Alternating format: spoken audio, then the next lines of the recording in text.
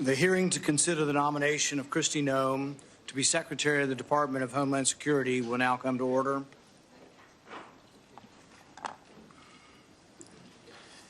The Department of Homeland Security, with 260,000 employees and nearly 20 distinct components, epitomizes in many ways unchecked power.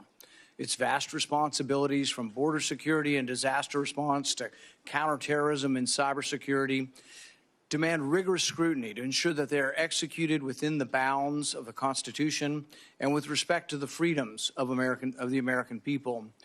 Nearly 2 years ago, when I became the ranking member of this committee, my team sought to understand the extent of this bureaucratic labyrinth. We asked DHS for a comprehensive list of collaborative entities it participates in, task forces, advisory boards, coalitions, commissions, and the like. The response was astonishingly opaque. They stated there is not a single comprehensive list to address all the collaborative relationships that the department and its components engage in. In other words, we do so much stuff and we're so big we can't describe it for you. But if we can't describe what we have, we got a problem. In plain language, the DHS had really no idea. Think about it. An agency commanding over $110 billion annually can't account for its own activities. This is not just bureaucratic incompetence, it's emblematic of a deeper issue, an agency unsure of its own boundaries and commitments. How can an agency fulfill its mission or earn the American people's trust if it doesn't even know the extent of its own operations? But the problems don't stop there. Instead of focusing on critical threats, like securing the southwest border, DHS has shifted its gaze inward, targeting law-abiding Americans. DHS under the Biden administration has often used its vast powers to target Americans exercising their constitutional rights. It's become an agency more focused on policing speech, monitoring social media, and labeling political dissent as domestic terrorism than addressing genuine security threats. While cartels traffic people and fentanyl across an unguarded border, DHS has spent its time and resources creating partisan disinformation boards, spying on Americans through invasive surveillance technologies. The mission drift is dangerous. Every dollar spent monitoring law-abiding citizens is a dollar not spent securing the homeland. Every moment spent targeting political opponents is a moment not addressing real threats like border security, cyber attacks, or the rising influence of adversarial nation states. The priorities of DHS have been deeply distorted, and the American people are paying the price. And what about DHS's response to COVID-19, arguably one of the greatest threats to Homeland Security? The answer is clear: nothing. They knew nothing of the origins, they didn't study the issue, and they had no information about gain-of-function research. We've seen firsthand how unchecked government overreach leads to waste, fraud, and abuse. We cannot let DHS become yet another agency that operates behind a veil of secrecy. The American people deserve transparency, accountability, and leadership that puts national security and liberty hand in hand, not at odds with each other. Today we gather to consider the nomination of Governor Kristi Noem to serve as the Secretary of the Department of Homeland Security. I hope this hearing will set the tone for this committee's work in the new Congress to restore transparency and accountability to an executive branch that has grown unchecked. Governor Noem, if confirmed, you will lead an agency that has lost its way. Your record as governor of South Dakota and a former member of Congress demonstrates your willingness to make difficult decisions in the face of significant political pressure and to put the interest of the American people first. You have the opportunity today to address how your background and vision will translate to leading one of the most critical and scrutinized departments in the federal government.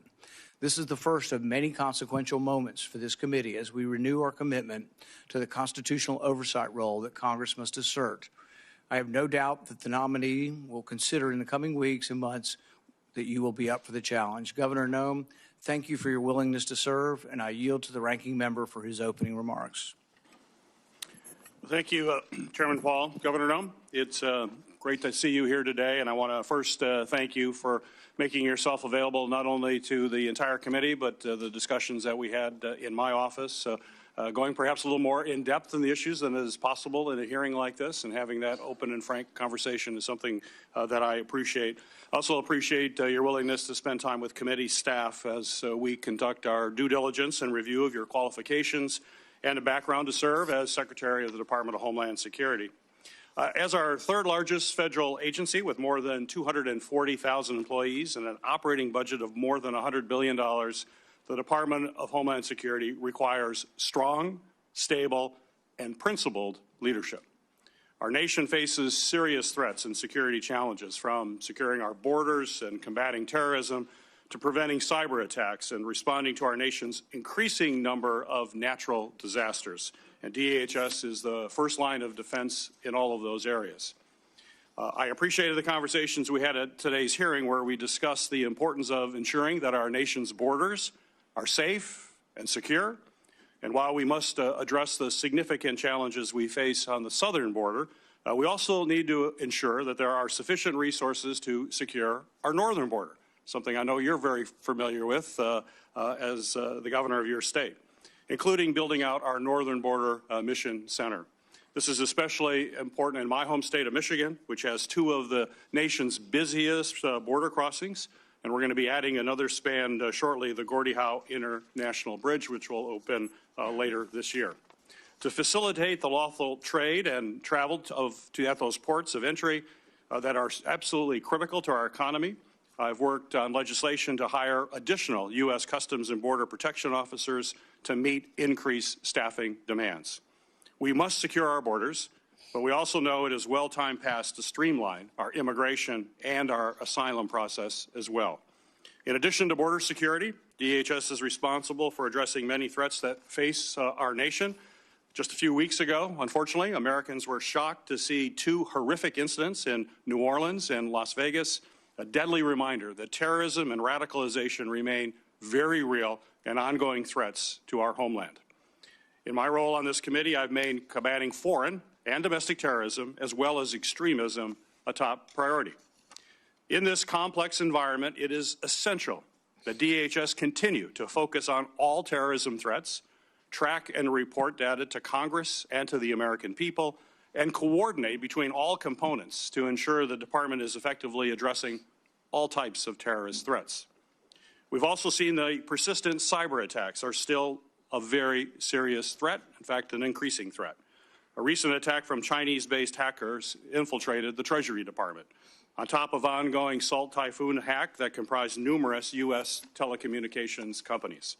There's no question that DHS must continue to lead the way in protecting our networks from foreign adversaries, cyber criminals, and so-called hacktivists to prevent cyber attacks from becoming increasingly devastating to our security as well as to our economy.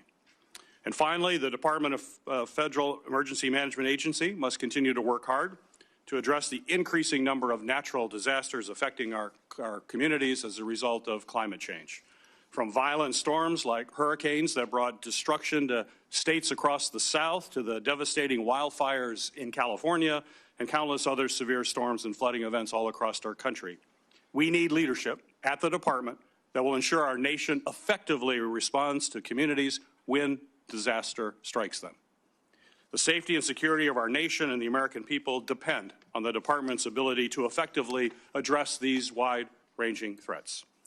So, Governor Noem, thank you again for your willingness to serve in this incredibly important position, and thank you for being here today. I look forward to having a comprehensive discussion about how you intend to lead this critical department through a series of national security challenges, if indeed you are confirmed. This morning, Governor Noem will be introduced by Majority Leader John Thune and Senator Kevin Cramer. Senator Thune, you're recognized. Well, thank you, Mr. Chairman and Ranking Member Peters and members of the committee. I'm very pleased to be able to be here today to introduce South Dakota's outstanding governor, who has been nominated by President Trump to serve as the Secretary of the Department of Homeland Security. I've known Kristi Noem for a long time. She has a very compelling personal and family story, which inspired her entrance into the public arena, and I'm sure you'll hear a little bit more about that from her.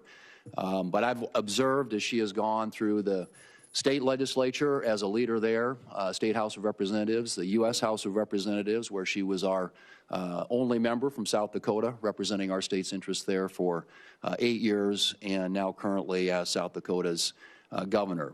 And I think she brings to this job a number of things that are going to be really essential. And one is obviously a skill set when it comes to managing hard problems. She led our state through the pandemic, managed what were extraordinary circumstances all across this country in a way that made South Dakota, frankly, a magnet for people from other states who were trying to flee or get away from some of the heavy-handed requirements that were imposed in other states around the country. Our state stayed open, stayed free, and that was largely due to her leadership.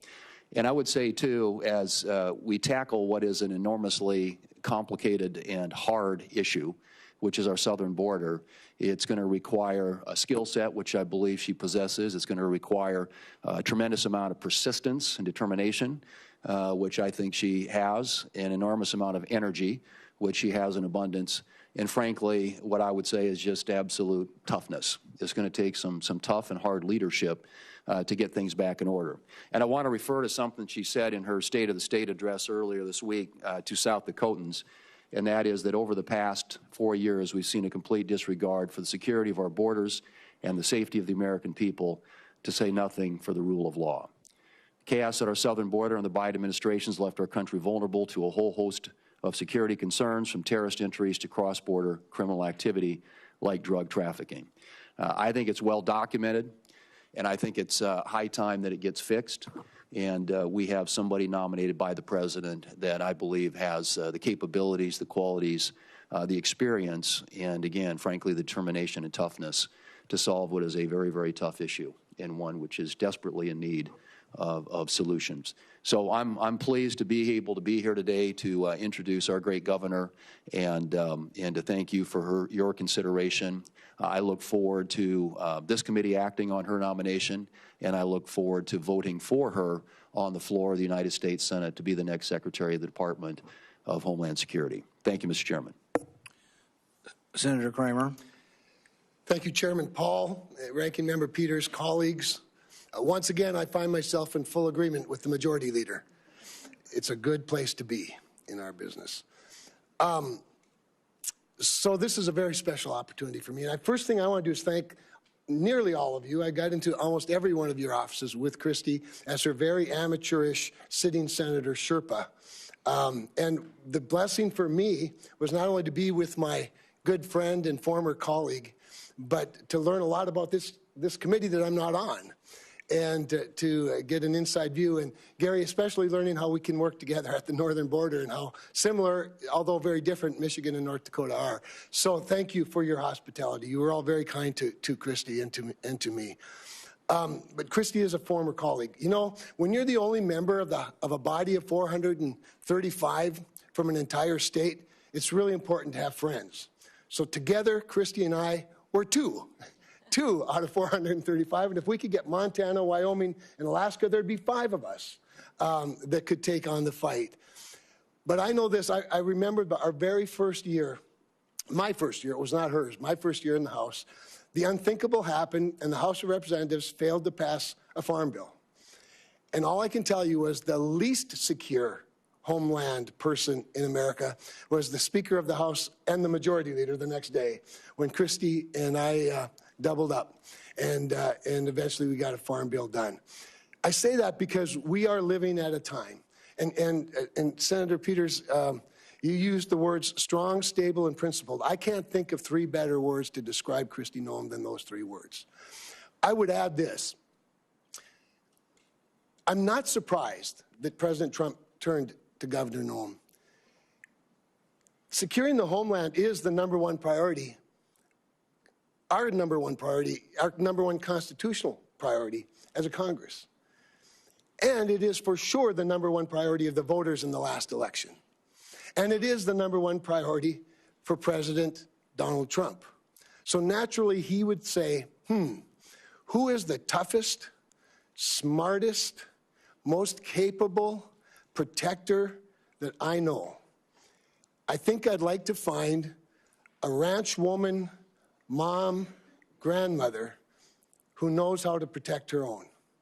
And when you grow up on a ranch in the prairies or the West, nobody else is going to look out for your critters. No one else is protecting your family. you do it. And she brings this skill set, as Senator Thune said, as a leader, as a legislator, as a member of Congress, as a governor, a very important. By the way, when I'd get into the room with other governors, Senator Hassan, I might as well have just left because I was now part of a club where I don't belong. But anyway, it was very, very rich because there's an alliance there that's really, really important. And so for me, it's just a really special opportunity to be able to be here with her and to have had this time in your offices introducing her to you. But I want to wrap up because last night I received a very touching letter, unsolicited by either Kristi or me, from the tribal chairwoman from the Standing Rock Sioux tribe, which straddles North Dakota and South Dakota. They don't really care who wins the South Dakota State, North Dakota State football game, but they do care about their reservation. And Chairwoman Alkire sent me this letter. Standing Rock is the home of Sitting Bull, in case you were wondering about the credentials of their ability to protect the homeland. I'll just read a few words.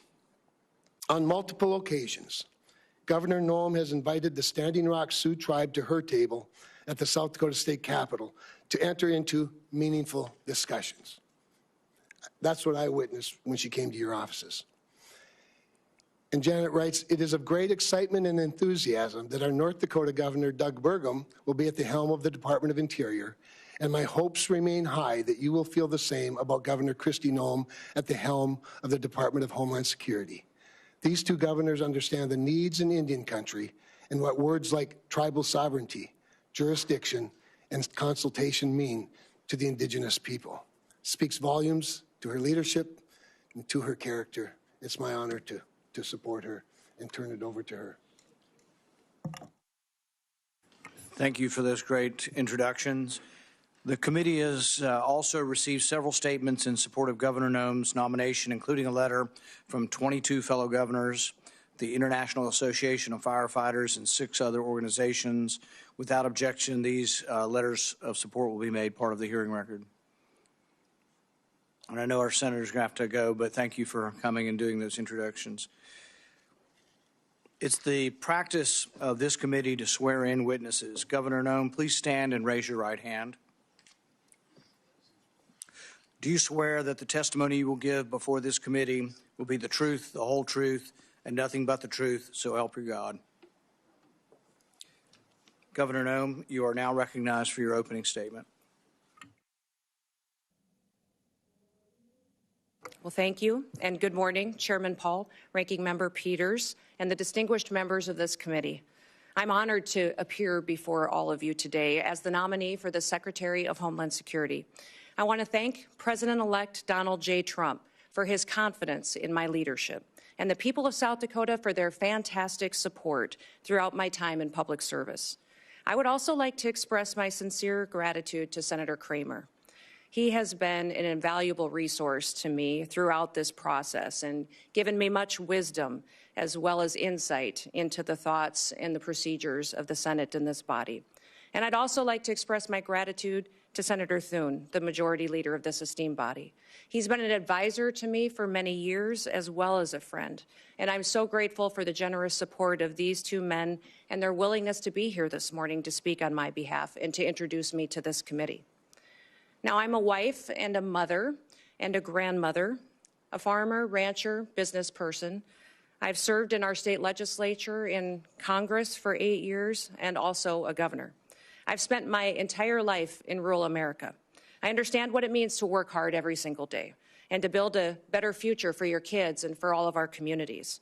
I come before you today with a deep sense of responsibility and a humility as the nominee to lead the Department of Homeland Security, and also a commitment to the more than 330 Americans who we will work together to help serve and to keep safe and secure in their homes and in their communities. Now, before I proceed, I want to introduce to you my husband, Brian, who's here with me today. He is my constant 24/7 reminder of our dedication to public service and that it's not a solo effort or done alone.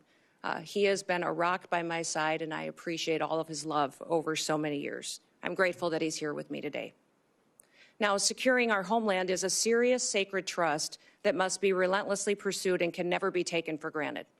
Being safe within our borders here in America is critical, and yet Americans feel less safe than they have felt in decades. For the first time in 30 years, more than 40% of Americans are afraid to walk alone at night within a mile of their homes.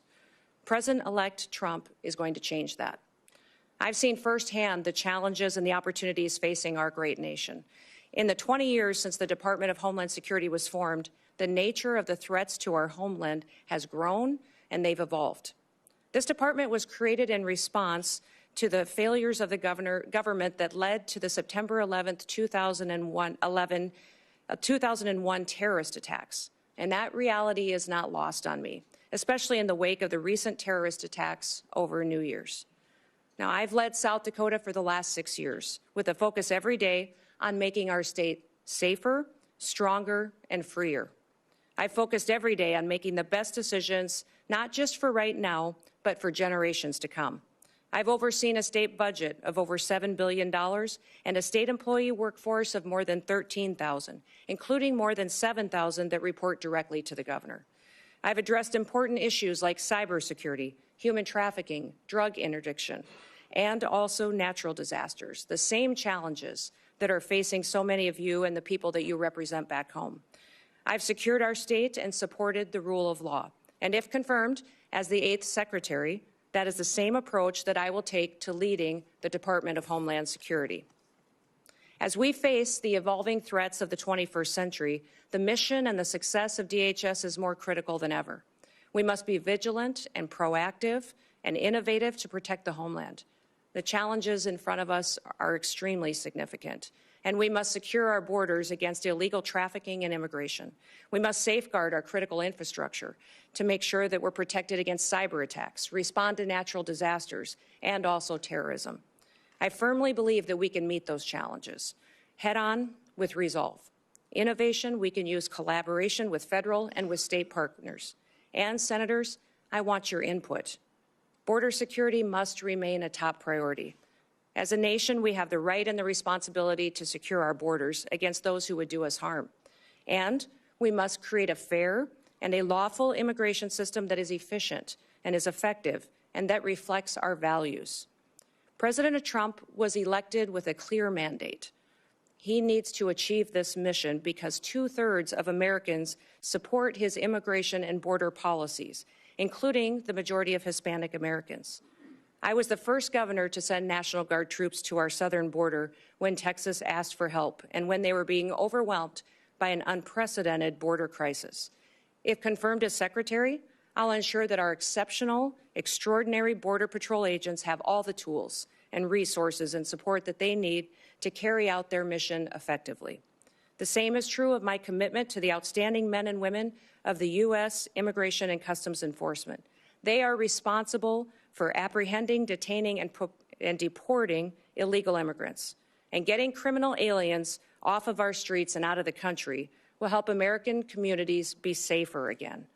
The bravery and the dedication of the Border Patrol and ICE are unmatched, and I will restore dignity to their work. The rising threat of cyber attacks also demands our utmost attention, and our critical infrastructure, from energy grids to financial institutions, is under constant attack by foreign adversaries and criminal actors. As Secretary, I will prioritize a comprehensive, whole-of-government approach to cybersecurity. In fact, in the coming days, we have to plan bigger and think faster and smarter.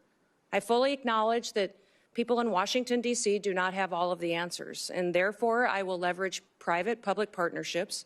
I'll advance cutting-edge, state-of-the-art technologies to protect our nation's digital landscape. And I will have a proven track record of doing this in South Dakota to back me up. I've helped make Dakota State University a global leader in cybersecurity education because we recognize the need to address this emerging threat. And I will take a proactive approach if given the opportunity to serve as Secretary. Now, President-elect Trump has been a tremendous friend to law enforcement over the years, and I will do the same in my role as Secretary. As Governor, I've worked closely with law enforcement to make South Dakota safer. I've overseen hundreds of state troopers in the South Dakota Highway Patrol, and on several occasions, I've convened groups of law enforcement from across our state to address policies that will make our people safer. In fact, while some in this country were attacking law enforcement and defunding them, we took the opposite approach in South Dakota. We recruited law enforcement officers to move to South Dakota, a state that respects their service and their sacrifice. And we revamped our law enforcement training to provide the first ever state-led, tribal-focused law enforcement training academy. I'm very proud of the work that we've done in cooperation with our tribes to help make their communities more safe. And we must remain vigilant against terrorism and against others who wish to do us harm to our country and to our great people. I'll ensure that our intelligence and our law enforcement agencies are working together hand in hand, that they're fully equipped to detect, prevent, and respond to threats from radical ideologies and foreign adversaries. This requires resources, coordination, and collaboration across all levels of government. And once again, I will seek your wisdom and I will seek your input into the months ahead. For the sake of the people that we both represent, we have to get this right. Now, I recognize that Homeland Security isn't just about prevention, but it's also about resilience. When disasters strike, as we know they will, the Department of Homeland Security must be ready to respond swiftly, efficiently, and effectively to protect the lives and the property of Americans. As governor, I've worked with FEMA in response to a dozen natural disasters in South Dakota. These have included historic floods, tornadoes, blizzards, wildfires, a derecho, and even a global pandemic. As Secretary, I will enhance our emergency preparedness and strengthen FEMA's capabilities. And we will ensure that no community is left behind and that life-saving services like electricity and water are quickly restored. As Secretary, I will oversee the Secret Service, an agency that is in serious need of reforms. We all saw the threats to President-elect Trump last year and the consequences of failure. Now, that should never happen again. And I've worked closely with my own gubernatorial protective detail, and I'm familiar with what works and what doesn't work. And I'll bring that experience towards strengthening the Secret Service once again. I'm committed to working with this committee, with Congress, and with the dedicated men and women of the Department of Homeland Security to fulfill our mission. And together, we can ensure that the United States remains a beacon of freedom, safety, and security for generations to come. So thank you for the opportunity and the honor to appear before you today. Thank you for the meetings and the time that you took in your office to discuss the department and what we can do in the future to make the American homeland much more secure.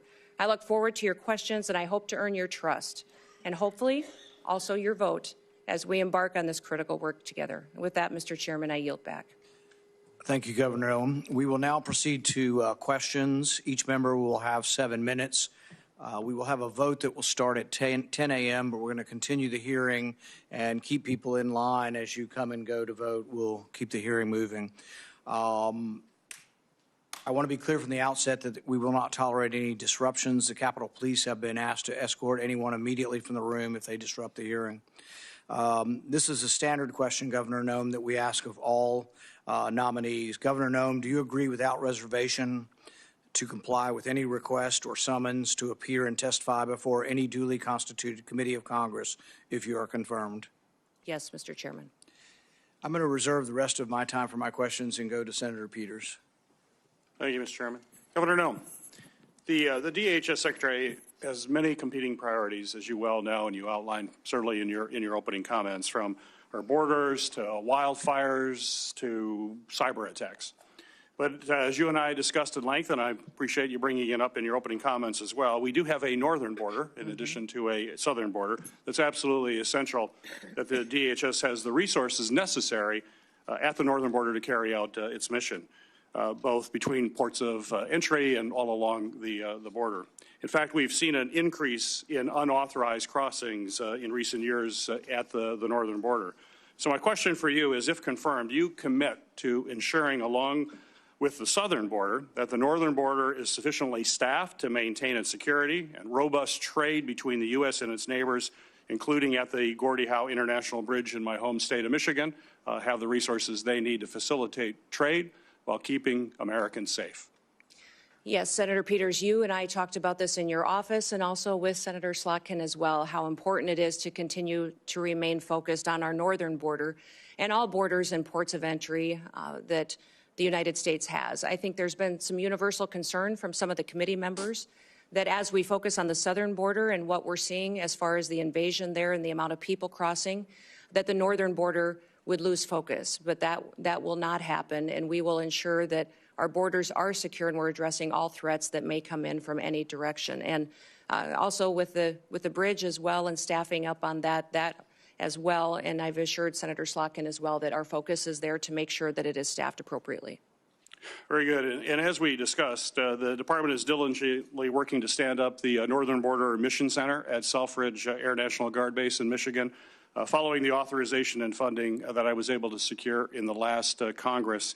This center is critical to supporting the department's northern border security missions and addressing evolving threats.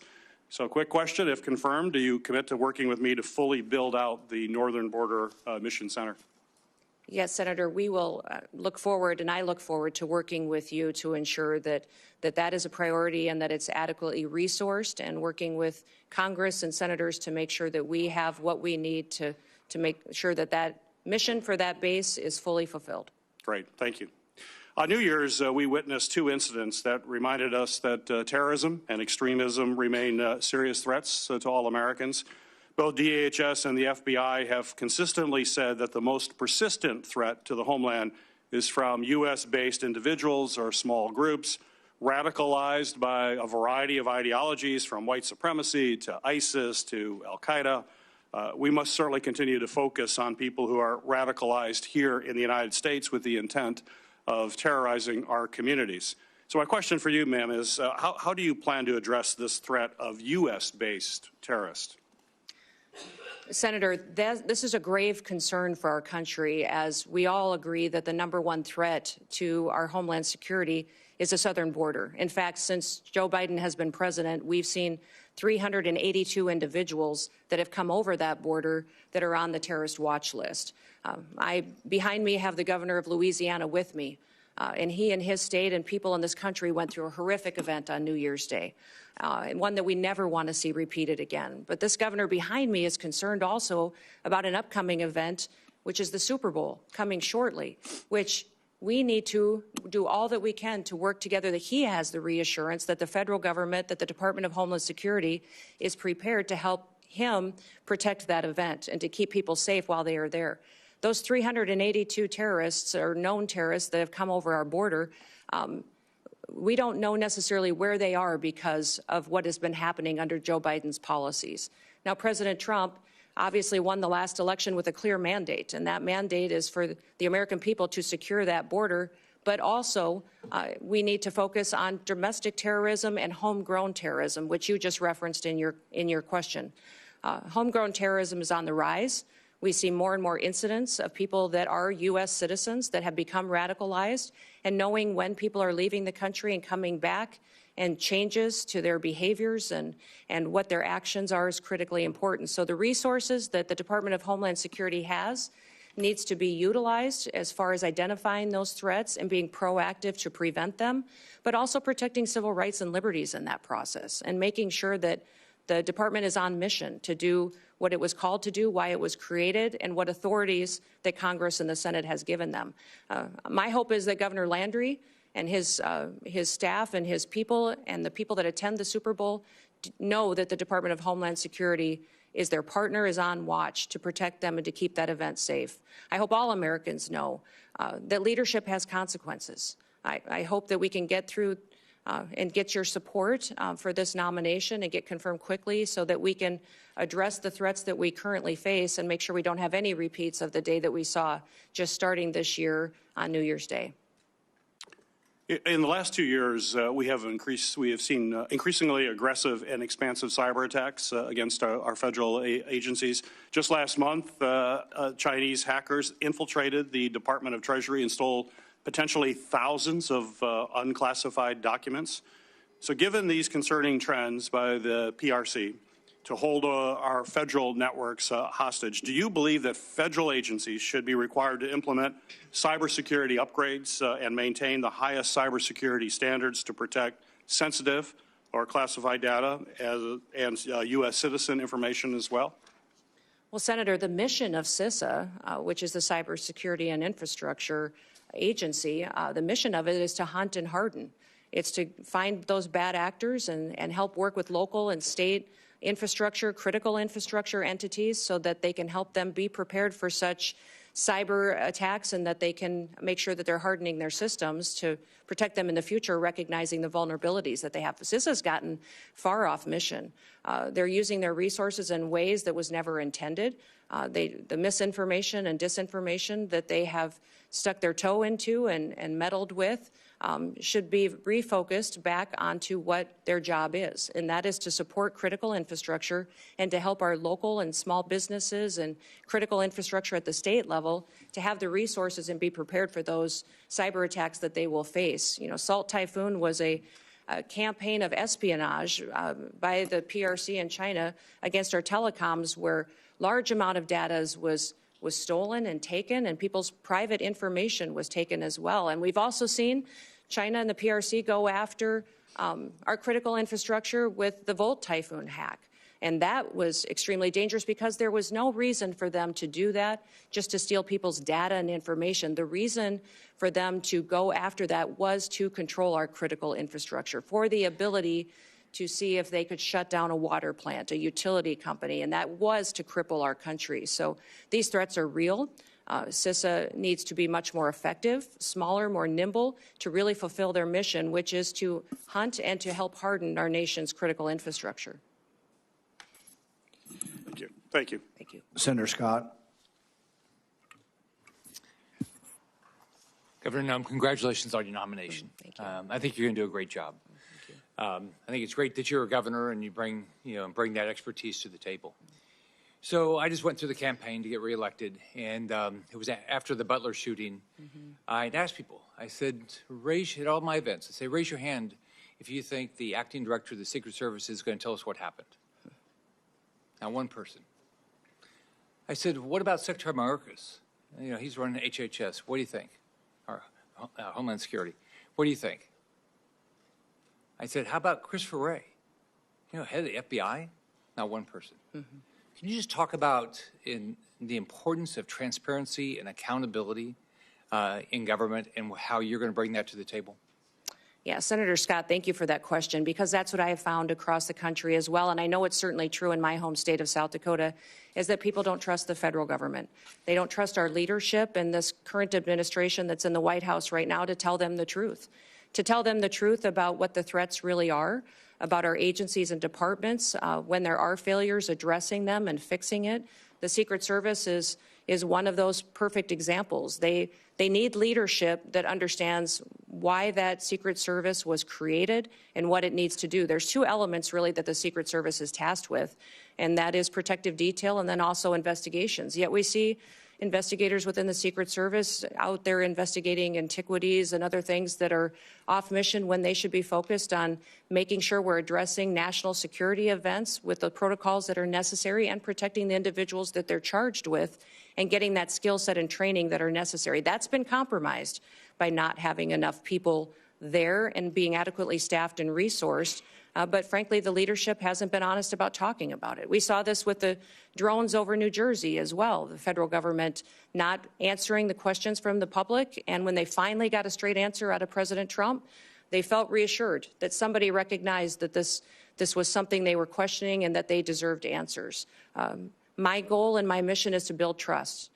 We will undertake a large job and a large duty that we have to fulfill, that the American people expect us to do, by securing our border, to make sure that our nation is a nation with borders, or we're no nation at all, and that we are making sure that those criminal actors that are perpetuating violence in our communities and in our cities and towns and states are removed from this country, that there's consequences for breaking the law in our country again.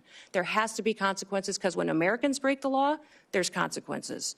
And why would we ever allow someone to come in from another country and not allow them and not have consequences, or allow them to continue to go forward and to to commit rape and murders and break other laws that endanger our society. So we've had over 13,000 murders that are loose in this country that have come over that border. We've had almost 16,000 rapists and sexual assault perpetuators that are loose in this country right now. 425,000 plus people have criminal convictions that are here illegally in this country that our current administration is doing nothing to round them up and get them out of our country. We will be doing that immediately, and that will be the priority. And that is one of the reasons that today the American people have lost their trust. President Trump will build it back and know that their federal government is accountable to them and is working to put America first again. So Joe Biden completely opened our southern border and dismantled our entire immigration system. As a former governor, I know that when the federal government policies are broken and failing Americans, you see the impacts in your state, just like I did when I was a governor. And you take the steps necessary to protect the families in your state. I know you've done that. One thing you did, as you talked about before, you sent troops, our National Guard, to the southern border. Can you talk more about how Biden's open border policy has affected your state and communities and the role your state resources placed in helping secure the border? You know, we certainly have seen the effects in South Dakota that many of your states did, and I would say every state has seen the effects of an open border and the policies that have been under the Biden administration. We saw increased crime, but we also saw increased drug activity. We saw cartel and their affiliates moving into our state to proliferate trafficking, and we saw people being victimized and a lack of accountability with the federal government. So when Texas was addressing the situation and asked other governors for help, we sent help. I know many of the other governors at the time were sending law enforcement, but I made the decision that at that time that it was more appropriate to send the National Guard, that our National Guard could be activated under Title 32 and sent to assist another state from the invasion that was happening, and because the National Guard is trained for just such a mission. Because of this invasion, that it is a war zone down there with what they are going to see, the threats that they would see, and that they are trained specifically to interact with other agencies. The National Guard is used to falling in with other agencies and cooperating with them and could do that seamlessly. And their families and their communities are normalized to them being deployed. So we have in South Dakota deployed our National Guard to the southern border 8 different times. 2 of them were federal deployments that the Biden administration sent them down there. One was to send our Lakota helicopters, which were used for surveillance and the drug interdiction that was going on down there. But 6 other times I sent them under state activation to partner with Texas and other states in securing our southern border. They did security operations. They also did building of the wall and partnered with Texas, recognizing the failures of the federal government. The failures of the federal government are significant, and we've seen our families and communities devastated by those effects, by the drug epidemic, by the trafficking that's going on, the increased crime. And we recognize that just because the federal government wasn't doing their job, we could not fail our state. And I needed to protect the people of South Dakota, and the people of South Dakota were overwhelmingly supportive of these deployments and very proud of our National Guard. When I was governor of Florida, there was a terrorist attack in Paris by Syrian refugees. So President Obama was president, and I said, I'd like to know if you're going to send refugees to my state, that you give us some background on them. You know, I assume you vetted them and tell us what's going on. You have to tell me, but you ought to tell our state law enforcement and our local law enforcement. All right, that they said, go jump in the lake. They're meaner than that, but they said, go. You know, you have no rights as a governor, which had made no sense. We had over 70,000 people come here after Afghanistan on planes into this country, completely unvetted. All right, they've never given our governors any information. So would you change that?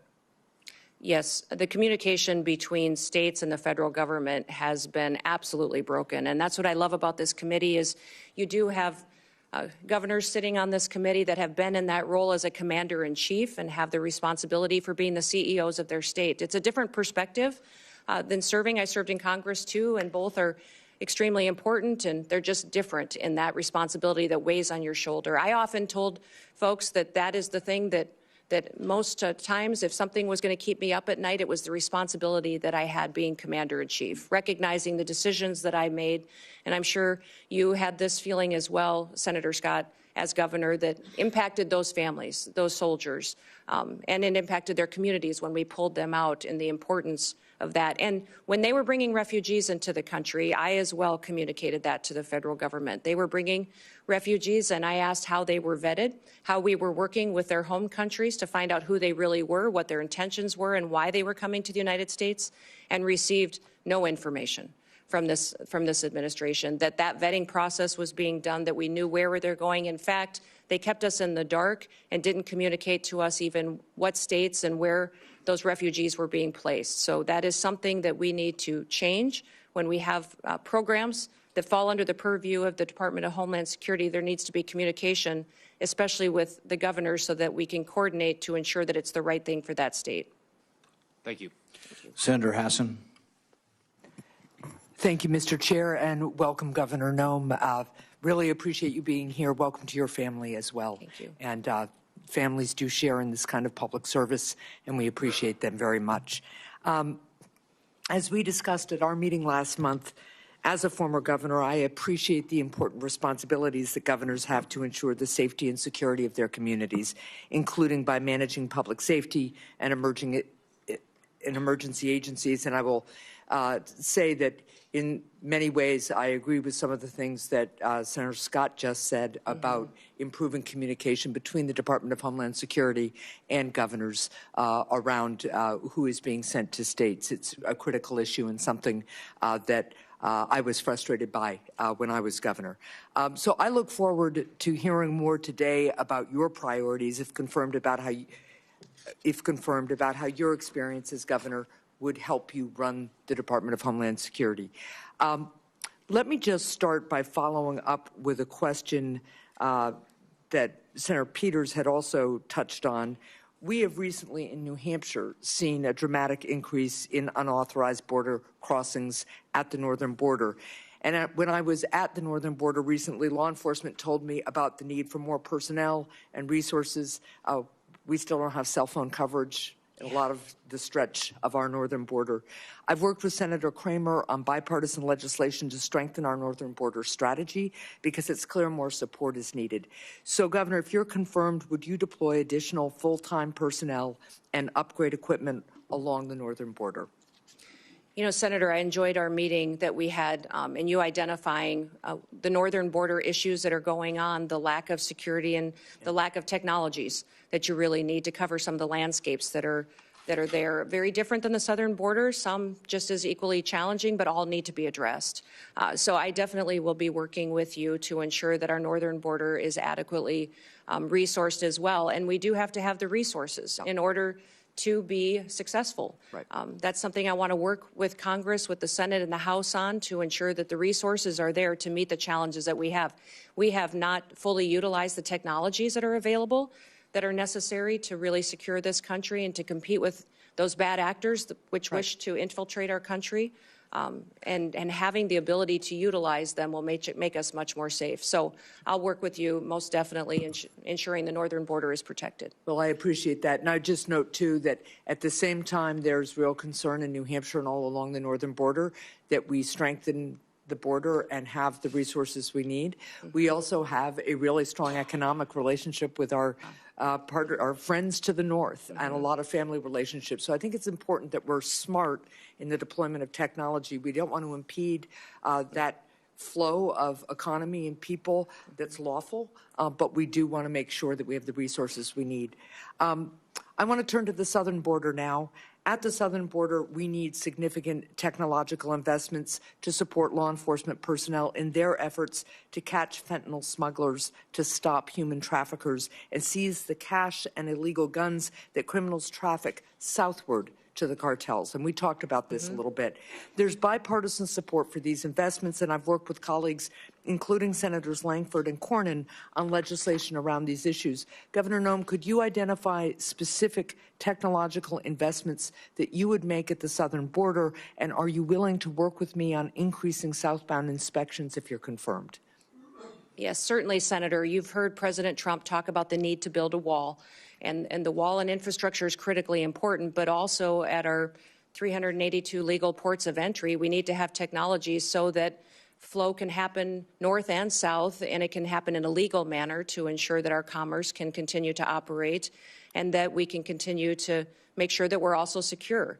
I think de minimis shipments are a concern, and the need to look at those and how traffickers and fentanyl distributors are using that. I think we also need to use scanners, surveillance operations. There's new technologies out there to cooperate with satellites in some area where the topography does not necessarily facilitate having actual infrastructure, and then also the ability to make sure that we're utilizing that technology that allows us to know what is going south that might be fueling some of the violence that ends up coming back north, and ensuring that we're stopping that before it has the chance to supply those cartel and bad actors that would come in. Yeah, I really appreciate that, because the southbound flow, particularly of cash and weapons, fuels the cartels and strengthens them. Absolutely. And it's something that we really have to focus on. I also want to follow up on the issue of cybersecurity. Recently, criminals launched a successful cyber attack on PowerSchool, a cloud-based record management system that contains personal information about tens of millions of kindergartners through high school seniors, including many students and teachers in New Hampshire. This cyber attack on PowerSchool comes as schools and local governments across the country have seen a surge in cyber attacks on their systems. And when a small school of maybe a couple of thousand system, maybe 1,000 students or so has to pay $2 million in ransom. I want you to think about what that does to one of our small communities, right? So, Governor Noem, if you're confirmed, how will you empower the Cybersecurity and Infrastructure Security Agency to improve the cybersecurity of state and local governments in the United States? Well, thank you, Senator. If I am confirmed and have the opportunity to serve as secretary of this department, I'll be following the Constitution and the rule of law, and then getting these departments back on mission to why they were created and why they are existing. What CISA should be doing is helping those small entities, those schools, those local city governments, the state governments, and the small businesses that are critical infrastructure that don't have the resources to stay on top of the critical protections that they need to enact. Well, let me follow up just quickly on that one point. It's something we discussed when we had our meeting. I worked with Senator Cornyn on a bipartisan bill that became law that created a cybersecurity grant program for state and local governments. This is in addition to each state getting a cyber coordinator to help on the ground. We discussed this program, and I know you as governor had some reservations about the structure of the program. But if confirmed, will you commit to working with Congress to adjust it? I'd love your input about what gave you pause as governor. I think there were only 2 governors who didn't participate in the program. And I hope that as we work on the concerns you have, you'd work with me to adjust and reauthorize the program. Yes. All grants within the department will be evaluated when I come in and be looked at to see what we can do to make sure that they're actually fulfilling the mission to which they were established. What I would say about the cybersecurity grants in South Dakota, when I came in as governor, one of my main priorities was to bring the next industry into the state. Right. And I determined that that would be technology and cybersecurity. In fact, we have Dakota State University in our state, which is a cybersecurity national leader in training those cyber warriors that we need to protect us and keep us safe. I've since then partnered to grow and double the size of that school. We train a lot of NSA employees. Yep. In South Dakota. And so understanding cybersecurity and my experience in that, I think, is critically important to the department and bringing it to the table to do this. You talked about why we didn't take that cybersecurity grant in South Dakota, and it's because the requirements of that grant would have caused me to grow my state government. The administration costs of it would have been much more than what it would have been able to facilitate at the local level, and our state was already proactively helping these individuals that needed the resources to secure their systems. Well, I appreciate that. I'm way over time. There were very few requirements purposely in that grant program other than to make sure the money was being spent the way we authorized. But let's continue to talk about that. Thank you. Senator Holling. Thank you, Mr. Chairman. Governor Noem, welcome. Congratulations on your nomination. I'm delighted to see you here. I do notice the chairman of the Ways and Means Committee is over your shoulder there. I'd have to question your judgment about who your friends are based on that. The great chairman from the state of Missouri. It's fantastic to have you here. You know, the Department of Homeland Security is not particularly old, but you already have what I hope will soon be the distinction of succeeding the worst secretary in the history of the Department of Homeland Security. Alejandro Mayorkas has been an absolute disgrace to that department and frankly to this country. And I'm delighted to see you willing to step up and serve. Let me just ask you something. I repeatedly asked your predecessor when he sat where you're sitting whether the southern border was secure. And he repeatedly told me under oath, it is secure, Senator. And he repeatedly said under oath, our policies are working, Senator, meaning the Biden administration policies that, of course, gave us this devastating open border. So let me just ask you, is the southern border secure as we find it today? Senator, no, the southern border is not secure today, but in just 3 days, we will have a new president in this country, President Donald J. Trump, and he will secure our border. That is refreshing candor. I'm glad to hear it. Let me ask you about a young man from my state. This is Travis Wolf, who's 12 years old when he was killed just over a year ago by an illegal migrant who mowed him down, and I choose my words carefully, mowed him down in a motor vehicle, hit him head on, doing 75 and a 40, killed him. Others were severely injured. Just yesterday, a witness sitting where you are sitting today told this committee that migrant crime is, and I quote, not an actual concern. Not an actual concern. In a hearing before this committee advising us to drop the Lake and Riley Act and not focus on migrant crime. You know, in my state, with the death of people like Travis Wolf and Officer David Lee, who was assaulted and killed in St. Louis, and officers in Kansas City who have been assaulted by illegal migrants, and others who have been carjacked and stabbed, would you agree with me that migrant crime sure as heck is an actual concern and that you intend to do something about it? Yes, Senator, absolutely. And I am so sorry about Travis and my prayers go out to his family. I can't even imagine what that is like. And thank you for telling his story, because there's so many families in this country that have that same story.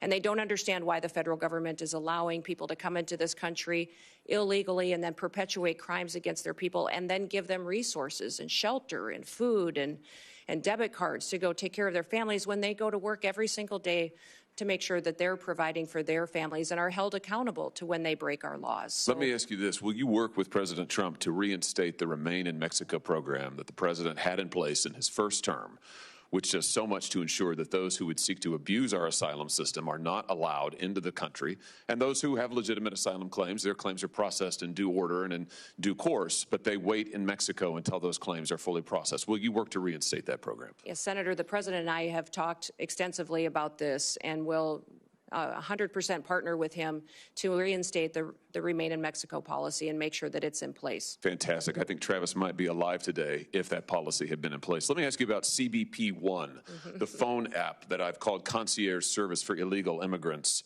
I'm sure you're familiar with it. This was the Biden administration's effort to allow asylum seekers to apply ahead of time using their phones, but not actually to provide any evidence that they needed asylum.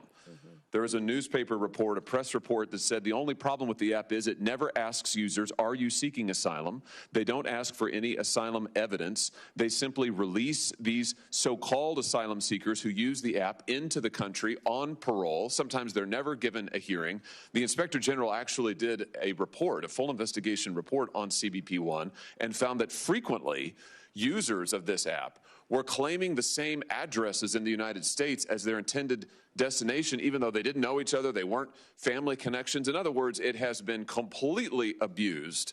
And the idea that the federal government would pay for this kind of concierge service for illegals, I think, is outrageous. Will you end the use of the CBP One app? Yes, Senator, if confirmed, and I have the opportunity to be secretary on day one, CBP One will be shut down. There's data and information in there that we will preserve so that we can ensure we know who's coming into this country and who's already here that we need to go find, but also we make sure that there's another program, CHNV, which I'm sure you're very familiar with, where our federal government actually paid to fly people into this country directly from other countries without any vetting or knowing who they are. So there's several of these programs that need to be eliminated, and we need to ensure that we're following legal immigration laws. I'm glad you just mentioned CHNV. This is this is a mass parole program. Of course, as you know, our law allows parole in only very limited circumstances. There are two circumstances, and it requires case-by-case evaluation. The present administration, soon to be gone, has granted mass parole in direct defiance of the law, not case-by-case evaluation. The CHNV program is one of those instances. Will you put a stop to this abuse of our parole law and our asylum system? Yes, we will go back to case-by-case evaluation of these parole cases and ensure that we have more resources if you will partner with us to make sure that our legal immigration system is fully utilized, that we have more judges, more immigration courts so that we can process people legally and make sure that they are going through that process rather than, like Joe Biden has done, use this as an excuse to allow people to come into our country with no consequences. Let me ask you about another low light, not a highlight, but a low light of this last administration and DHS. Your predecessor, the current Secretary of DHS, established a disinformation board using taxpayer resources to police speech on the internet and elsewhere, to tag American citizens' viewpoints as either legitimate or not legitimate, and use the power of the state to censor them, including having them removed and perhaps penalized. This has got to be the darkest chapter, I think, in DHS's short history. He eventually withdrew the board under intense criticism, but has never fully repudiated it and never promised not to do it again. Will you pledge to us here today that under your leadership, there will never be a disinformation board or anything like it at DHS, and you will be a champion for the free speech and First Amendment rights of all Americans? Yes, Senator, there will not be a board such as that under my leadership at the Department of Homeland Security. Fantastic. Absolutely. Let me ask you in my remaining seconds just one more thing about the Secret Service. You've mentioned this, and I'm so glad that you did. This committee, and it has been bipartisan, this committee has done bipartisan work on the attempted assassinations, or the assassination attempts, I should perhaps say, of the former president, soon to be the future president, soon to be the president, President Trump. We were stymied at every turn, and I should use the present tense. We are currently being stymied at every turn by the current Secret Service leadership and, frankly, by the leadership of DHS, who have refused to turn over documents, who refused to make people available for interviews. We finally had to pass my own law in this committee, which we unanimously adopted, a law, a statute, mind you, which would require DHS and Secret Service to turn over relevant information to us about the assassination attempts. It's unbelievable. When you come to office, to this office, I hope very soon, will you pledge to us that you will open the books on all of the facts associated and around these assassination attempts, that you will make available to us and to the public, most importantly, all the facts so that we can ensure that this never happens again and that the needed reforms in the Secret Service are put into effect? Yeah. Senator, if I am the Secretary of Homeland Security, I will certainly work with you to build transparency and make sure the facts are shared with you and your committee. I know that you've been very frustrated by the lack of transparency from the department, and I want to thank those of you that have worked on that report that was put together on these assassination attempts. I know it was a bipartisan report and investigation that this committee conducted, and I appreciate you focusing on that, and I will work with you to get the information so that you have the truth of really what happened there and the failures so they can be fixed. Thank you. That's a great place to end. And a high note, as I see my friend Senator Blumenthal, who did fantastic work on this effort, and it will be an incredible an incredible new day, and incredibly refreshing to have a DHS secretary who will tell us the truth, who will be honest with us about the facts, honest with the American people, and who will enforce our law. And I know you'll do that, Governor Noem. I look forward to supporting your nomination. Congratulations. Thank you. Senator Blumenthal. Thanks, Senator Johnson. Welcome, Governor Noem, and thank you for being here. Thank you for visiting with me, and thank you to your family for their service as well. Let me begin on a high note, thanking Senator Hawley for his leadership on the effort that I led with him to essentially get some basic facts out of the Secret Service when we were investigating, Senator Johnson and I, as leaders of the Permanent Subcommittee on Investigation, helping to lead it with the chairman and ranking member here.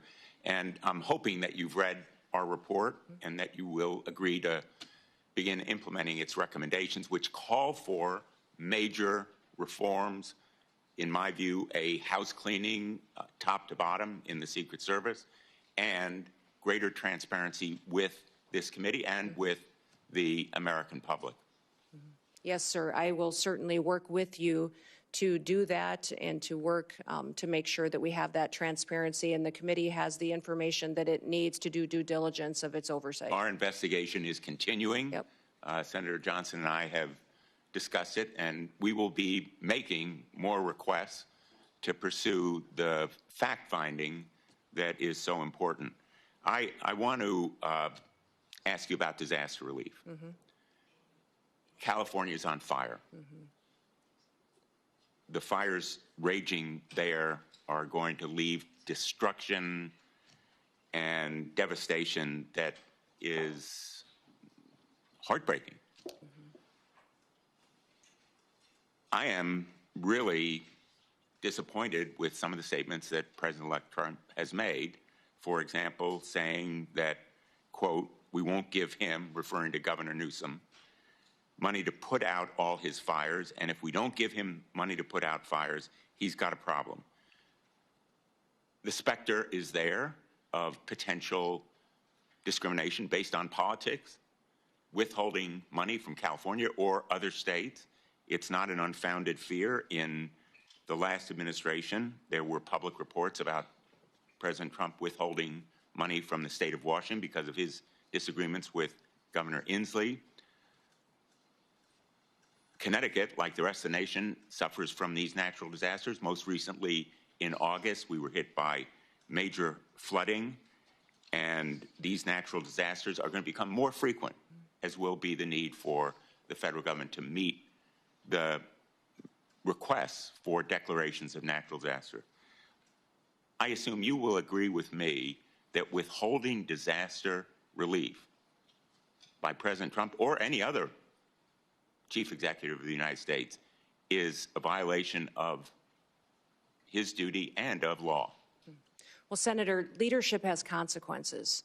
And looking at the tragedy that's happening in California, I want to ask you yes or no, with all due respect. Yeah. It's an easy... What's happening in California is the ramification of many decisions over many years. But under my leadership at the Department of Homeland Security, there will be no political bias to how disaster relief is delivered to the American people. So if President Trump were to say to you, we're going to withhold money from Connecticut or Michigan or any of the states, Iowa, because we don't like the governor or we don't like the politics of the state, you would stand up to him and say, Mr. President, we need to allocate that money. Well, Senator, in 3 days, President Trump will take an oath to uphold the Constitution and the rule of law in this country, and he will do that, and I'll be glad to have him back.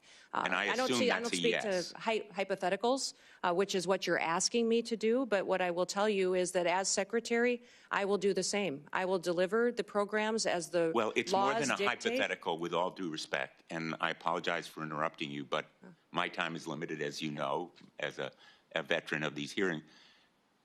It's more than a hypothetical. It's based on experience with President Trump withholding money from Washington State and elsewhere. I need to know from you, will you stand up to the President and say, no, the Constitution and the Impoundment Act requires us, for example, to allocate the $100 billion that we have just appropriated in the last session to states like Connecticut, $3 million, Texas, $10 million, almost every one of the states represented here. Will you say no to the President if he withholds that money? Sir, I don't know about the scenarios that you're referencing with President Trump, but what I will tell you is that if given the chance to be Secretary of Homeland Security, that I will deliver the programs according to the law and that it will be done with no political bias. And if the programs change or if you decide to change the rule of law, then I will follow that while adhering to the Constitution. So you pledge to allocate and distribute that $100 billion? According to how the program is written, with no political bias. Every American deserves to be there and have disaster relief the same as their neighbors. Basically following the law. Yes. Let me ask you, Senator Peters asked you about homegrown terrorists. The New Orleans tragedy was the result of a homegrown terrorist born in this country, radicalized by ISIS. And it reflects the reason why the intelligence community, the FBI, almost all of our law enforcement has said repeatedly, domestic violent extremism is the most lethal and persistent threat to our security. That terrorist was radicalized by ISIS. The investigation is underway. We don't know all the facts, but we do know that he was a military veteran, and ISIS was responsible for radicalizing him. Shouldn't we focus on ISIS as a threat to this country's security? Senator, certainly we should be focused on all threats to this nation's security. That's the mission of the Department of Homeland Security, and homegrown terrorism is growing. We have more and more incidences. The tragedy we saw and the terrorist attack in New Orleans. What will you do to combat it? What will you do to stop ISIS and other extremist organizations from radicalizing people in this country? Well, certainly, Senator, I'll continue to work with the administration and our partners and the Department of Defense, the intelligence agencies, also within Secretary of State and the other branches and cabinet officials to make sure we're bringing all resources to bear to identify and to stop these types of terrorist activities. What I would say is the cybersecurity and intelligence elements that we have within the Department of Homeland Security have been incredibly siloed. They have not communicated with other intelligence agencies like they should and partnered. INA has some interaction, but not enough. And we also need to have CISA have interaction with the FBI, CIA to make sure they're working together to stop these types of threats and identify when they're growing among our citizens and how they become radicalized. Expired. This area of questioning, I think, is supremely important. I know there's a lot of focus on the border. We all want more border security. We want to stop migrant crime, but let's not take our eye off the ball. The governor of Louisiana for the Super Bowl ought to be really riveted on the potential for homegrown terrorism as a threat. And I hope that you will help him and other governors to do their duty to protect the people of the United States from that homegrown terrorist threat. Thank you. I look forward to working Senator with you. Ernst. Thank you, Senator Johnson. Governor Noem, thank you so much for being here today, and I want to thank you for your continuing service, the service that you had as a member of Congress, the service that you have displayed as a governor of the great state of South Dakota, our neighbor to the northwest, and for being willing to step up and take on this immense responsibility. So thank you so very much. We had such a good discussion when you came to my office in the last several weeks, and we talked about the importance of securing our border and fixing our broken immigration system. And I'd like to start today by sharing a story about one of my constituents from Council Bluffs, Iowa. And what we have seen through this broken border is tragedy that strikes so many families across the United States. So very similar to the story that was shared by my colleague from Missouri with his constituent, Mr. Wolf. I have a young woman by the name of Sarah Root who encountered tragedy on January 31st, 9 years ago. So Sarah Root was struck and killed by an illegal immigrant who was drunk driving. He was driving at 3 times the legal limit of alcohol. And Sarah's killer was bonded out before the Roots laid her to rest. He fled the country and has not been seen or heard from since. The Root family has not seen justice. So, Governor, how do you plan to prioritize the detention and deportation of illegal immigrants like Sarah's killer? Well, yes, Senator. Thank you for telling Sarah's story. I remember when this happened because it was so close to home and so devastating for her and her family and the entire state of Iowa and our country. President Trump is focused on making sure that these types of situations don't happen again, that we don't continue to lose our children and our family members to illegal immigrants that come in and perpetuate crime and with no accountability, and then are released with no consequences. So the number one priority of the president is to secure the border and to deport these criminal actors immediately and as soon as possible. They will be the number one priority to make our communities safer and so that we don't have this kind of situation going forward. In fact, people, I think when they first heard my name being mentioned and nominated for the Department of Homeland Security, maybe thought it was a little bit of a surprise. Like, oh, I didn't think about Kristi doing that job. But I tell people the reason that I asked for it is because I knew it was the president's number one priority. I knew that it needed to have someone in the position that would do what the president promised the American people, would be strong enough to do it, and follow through to make sure that we're protecting our communities and America, but that also came at it from a perspective of how these families feel, that was a wife and a mom and a grandmother, and would be able to stand up and communicate to the American people what we were doing and why we were, because it's what they asked us to do. I have 3 grandchildren and 1 more on the way, and when I look at little Miss Addie every day, I just think, what kind of a country is she going to grow up in? What kind of a country will we leave her and her brother and his sister? And I don't want them to think that their grandma sat on the sidelines and didn't do all that she could. So I will enforce the Constitution and the law, and I will make sure that when people enact horrific things like this that happened to Sarah and her family, that there will be consequences for it. Yeah, absolutely. And as a fellow grandma, I know that you are perfectly positioned to enforce this. I do want to move on to another topic that we visited about in my office. So I'm the founder and the chair of the DOJ Senate caucus. And so we do need greater government efficiency. And I do believe in order to do that, we need less of our employees teleworking and more of those government workers back in the office working for our constituents.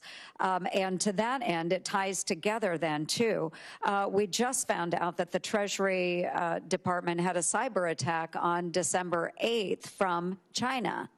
And no surprise here, they access servers through work from home software.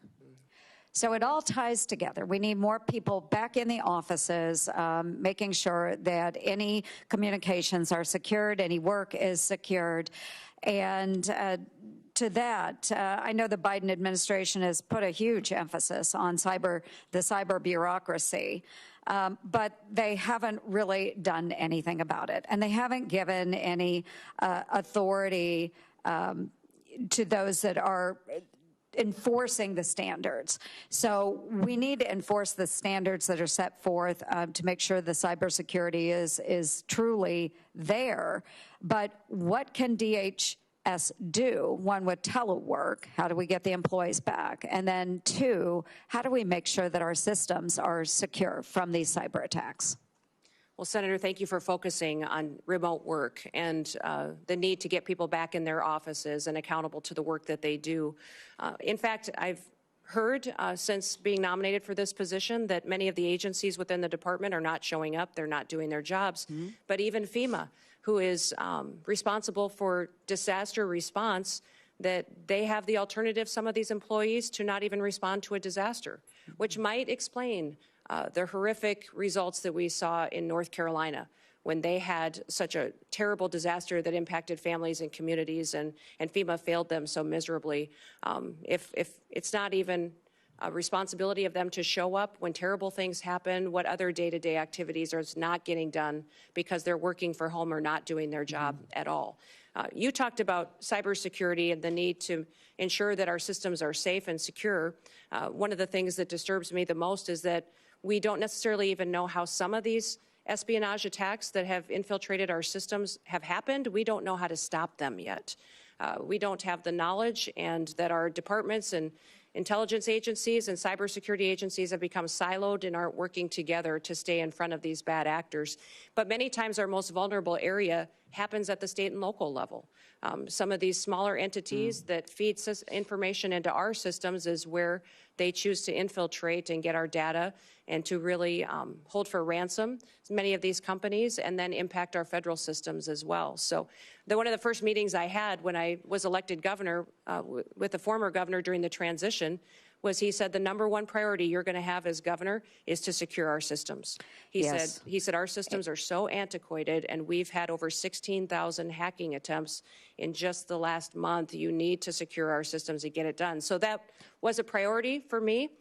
And to do that, and we fully funded it and got it done in South Dakota, and it's being implemented today. I look forward to doing that at the federal level to make sure that people's data and information is safe, but also our country is safe from these bad actors that have a plan to take us out. Well, thank you. My time has expired, but I do want to end on a note that another thing that I do truly appreciate about you and your nomination is that as a governor, you have worked with those local constituencies as well and those local governments. And I know that this will be an incredible strength that will ensure continued success for you within the department. So thank you, Governor, very much. Thank you, Mr. Chair. Senator Kim. Thank you, Chairman. Governor, it's good to see you. Good to see you again, thanks for too. coming before our committee. I wanted to just ask you, not just about your work, but how it's going to fit into the broader incoming Trump administration. And in particular, I guess I'm uncertain about roles and responsibilities regarding your position and Tom Homan's. I guess I just want to ask you just point blank, like, who's going to be in charge of the border? Well, the president will be in charge of the border. It's a national security issue, and the president is in charge of this country and has made a promise to the American people, and we will fulfill his agenda. Well, that was a good answer. It's the answer I would have given as well. But I guess I got confused. When Trump made the announcement about Tom Homan, he said, quote, I'm pleased to announce that Tom Homan, and said that he's in charge of our nation's borders. So I guess, again, I'd just like to go back to you. How are you going to work with Mr. Homan? What is the division there? I'm trying to get a better sense of who's in charge. Yeah, Tom Homan is an incredible human being who has over 30 years of experience. Incredible experience. Yeah, I get at that. the border, I'm just trying to think through the insight and wisdom. Decision-making process when it comes to your work. For instance, will he be giving orders directly to CBP, ICE, USCIS? Tom Homan has a direct line to the president. He is an advisor to the president, the border czar. I obviously will be, if nominated and confirmed, and put into the position of being the Department of Homeland Security Secretary and responsible for the authorities that we have and the actions that we take. I say this because I actually want to make sure that we're empowering the next Secretary of Homeland Security. Yes. You know, in the legislation that was codified by Congress and moved forward that started this after September 11th, it said, quote, all functions of all offices, employees, and organizational units of the department are vested in the Secretary. So I guess the reason why I mentioned this is I've just seen some quotes from Mr. Homan where he said, quote, I'll be making decisions on border security and deportation. He was asked in another interview about the stronger role that he'll play, and he said, absolutely, I'll be making decisions on how we do the border. So I just raise that as a concern of mine, because not only is that about the function of our executive branch, but also the capabilities of this committee to be able to properly do our constitutional duties for oversight, the ability for us to be able to have that conversation. We can talk to you, engage with you. That is the direct way. But if he is going to be making decisions, then he should come before this committee as well. And I know that that's something where, as far as I know, his role will be directly at the White House, is not something that will be under the purview directly of this committee. So I just wanted to raise those concerns. Yeah, Tom and I work very well together and talk and communicate all the time, and we'll be working together on a daily basis when we're in our positions under the new administration. And I would say there's no authorities being planned to be taken away from the department or myself if I'm in the role, and we'll continue to oversee signals. CBP. You can understand how people in my home state, maybe around the country, when they hear Mr. Homan saying, I'm making the decisions, when they hear President-elect Trump say he's in charge of our border. So, I urge, that we're going to try to do our best to try to make sure we're empowering the department, empowering the next secretary, because that's where, our laws are invested in our decision-making. Yeah. Well, thank you, Senator, and we'll make sure you have all the information that you need. And Tom, working directly with the president, and I working directly with the president, hope to help you get all that you need to reassured that the authorities will stay the same as they currently are, but we will continue to work to secure that border and make sure that we're working together in that way. I want to just switch gears about you raised the concerns about terrorism, especially foreign terrorist groups. I guess I just want to ask you, what are the major foreign terrorist groups that are, well, first of all, what are the major foreign terrorist groups that are out there that we're tracking? Which are the ones that are concerns to us in terms of potentially trying to inspire or coordinate an attack upon us? And if you can just give me a sense of what their current capabilities are to try to enact that. Well, I think we face a lot of threats, Senator, and since I'm not in the role today, I shouldn't get into specifics with you, but I think you can at least get into specifics about what organizations that are out there. Yes, so I just wanted to get a sense of your knowledge of the organizations. All the traditional terrorist organizations that have always threatened the United States, Such but I would also say, Hamas, ISIS, continuing down that path of those terrorist organizations, but we'll continue to also focus, though, not just on those, but also the cartels, their partnership with the Chinese, and what they are doing. Listen, I've told people for years, for over 30 years, I've worked on national policy, on food policy, on agriculture policy, and I've seen the Chinese agenda to infiltrate our country, control our food supply chain, but also their manipulation of their currency and stealing our IP. And now I believe that this fentanyl crisis that they have flooded our country with is geared, and the purpose of it is to kill our next generation of Americans. No, I don't discount the importance of those. So when you focus on one or two groups, I think it takes your eye off the ball as to where all the threats could come from. We just spent a significant amount of time talking about homegrown terrorism as well. And I'm glad we're having that conversation. But the reason why I mentioned it, I was not trying to quiz you or anything of that nature. It's just that, you know, when the Department of Homeland Security, when their threat assessment for 2025 lists 3 organizations, lists Al-Qaeda, lists ISIS, in particular ISIS Khorasan, and the IRGC and the threat from Iran. I just want to make sure that I get it. You know, you're talking about the importance of the border. We all understand that. We want to work with the incoming administration to try to have an orderly process with that.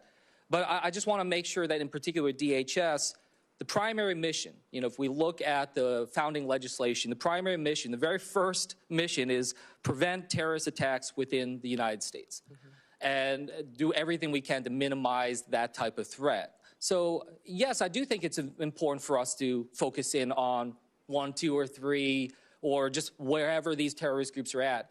Yes, I know that part of that effort to try to minimize terrorist attacks is through the work that we try to do to secure our borders, all of them, air, sea, and land. But the primary mission still is about preventing terrorism, not just the border security. That's a tool to be able to accomplish that. So I just raise that with you. I want to make sure that the next Homeland Security Secretary has a very detailed knowledge and understanding about the terrorist groups, their capabilities, and is tracking that on an absolute daily basis, and that they understand that is their top mission. And with that, I'll yield back to the chairman. Senator Johnson. Governor Noem, welcome, and thank you for your willingness to serve. You'll be taking over a massive federal government agency, 240,000 employees. It's probably too massive. I think had I been there back then, I don't think it would have assembled these 22 different agencies in this massive department, but that's what we've got. It's a department that the previous administration, I think, has completely misused. Instead of using Customs and Border Protection to do that, to protect our border and secure it, they've utilized those resources to incentivize a massive influx of illegal immigration. Instead of using the Cybersecurity Infrastructure Security Agency to do that, they instead engaged in mission creep and utilized it to censor Americans with the Misinformation Board. I am concerned about disaster relief, just federal disaster relief in general, creating greater and greater and increasing levels of moral hazard, resulting in higher costs of these disasters. So let's cover each one of those kind of in order. How do you gain control over a massive agency whose resources and personnel have been misused. I mean, how do you root out those individuals who, instead of securing our border, opened it up and facilitated this? Well, Senator, this has been a big topic of conversation in most of the meetings that I've had with the members of this committee was how do we fix this agency, which the reputation is that it's broken and dysfunctional. I think that was the question I get asked the most is why would you want to head up such a dysfunctional department? And I would say that because the mission of the department is to secure the homeland and our people. It's our biggest vulnerability right now. And we have a president that's not enforcing the law. And I don't believe the law should be unequally applied. Everyone should be subject to our laws, and a nation without laws and without borders is not a nation at all. So I will work by ensuring one of the things that Senator Ernst talked about, people have to show up for work. I think there's going to be a majority of people who don't have their primary mission to secure the homeland, that if they don't want to show up for work, then maybe they're just not truly passionate about protecting America. I think they need to do that, and they need to recognize what their job is. The morale in DHS is very low. I'm going to let people do their jobs. I'm going to remind them what their jobs are. Some of these Border Patrol agents haven't been able to do their jobs for a very long time. They've been processing paperwork and facilitating an invasion when they should be back securing our border, which is why they were recruited and wanted to serve there to begin with. We're going to build partnerships with local law enforcement, with ICE and task forces. So we're communicating again with local sheriffs and mayors and law enforcement to partner together. When you talk about the fact that this is such a broken agency that needs so much improvement, a lot of it goes back to why we're recreated and are we fulfilling that mission and making sure that these individuals are getting back on task. So under my chairmanship and under the Trump administration, we did rename a part of DHS, the Cybersecurity Information Security Agency. I in no way, shape, or form ever contemplated that the sub-agency within DHS that was really focused on securing us against the cyber threats and other threats to our infrastructure would ever be used to violate the Constitution the way it was used to violate the Constitution under the Biden administration. This administration has been completely opaque. We do not have the information to know and the communication in terms of what all happened here. So my question relates to how they misused CISA. Will you commit to providing the transparency, providing the information, investigate it yourself, but provide this committee, my subcommittee, the information to expose the truth to the American public, but even more importantly, propose a piece of legislation based on our investigation, based on those results, to fix it so that no administration can ever misuse the language of the law to commit that kind of unconstitutional act and violate people's First Amendment rights.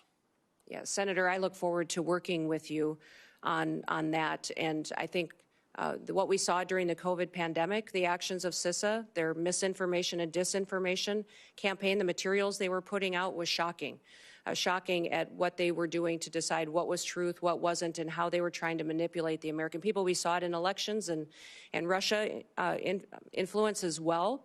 And so ensuring that they can't do that in the future under any administration would be a priority, that they stay doing what they're supposed to do and hardening our systems and working with local officials to do that is a priority. And I'd look forward to working with you on legislation should you wish to rein them in. So the first step in that process is to expose the truth, to find out who these bad actors were, expose who they were, hold them accountable. I mean, that is crucial that we take that first step. So again, look forward to working with you on that. You know, the tragedy of the California fires, the more we learn, the more we understand that not only was it predictable, it was predicted, which means it was preventable. Again, you're not going to be, you can't prevent the initiation of those fires, but you certainly prevent them from raging into the tragedy that they became, the dozens of people who've lost their lives, the hundreds of billions of dollars worth of property damage. It's not just California, though. I mean, again, that was grotesque mismanagement. That could have been prevented. You can't prevent a hurricane. You can't prevent floods. but you certainly can try and start reducing the moral hazard that we've allowed to explode, quite honestly, by the federal government rushing in immediately, no questions asked, just tell us how big a check you want.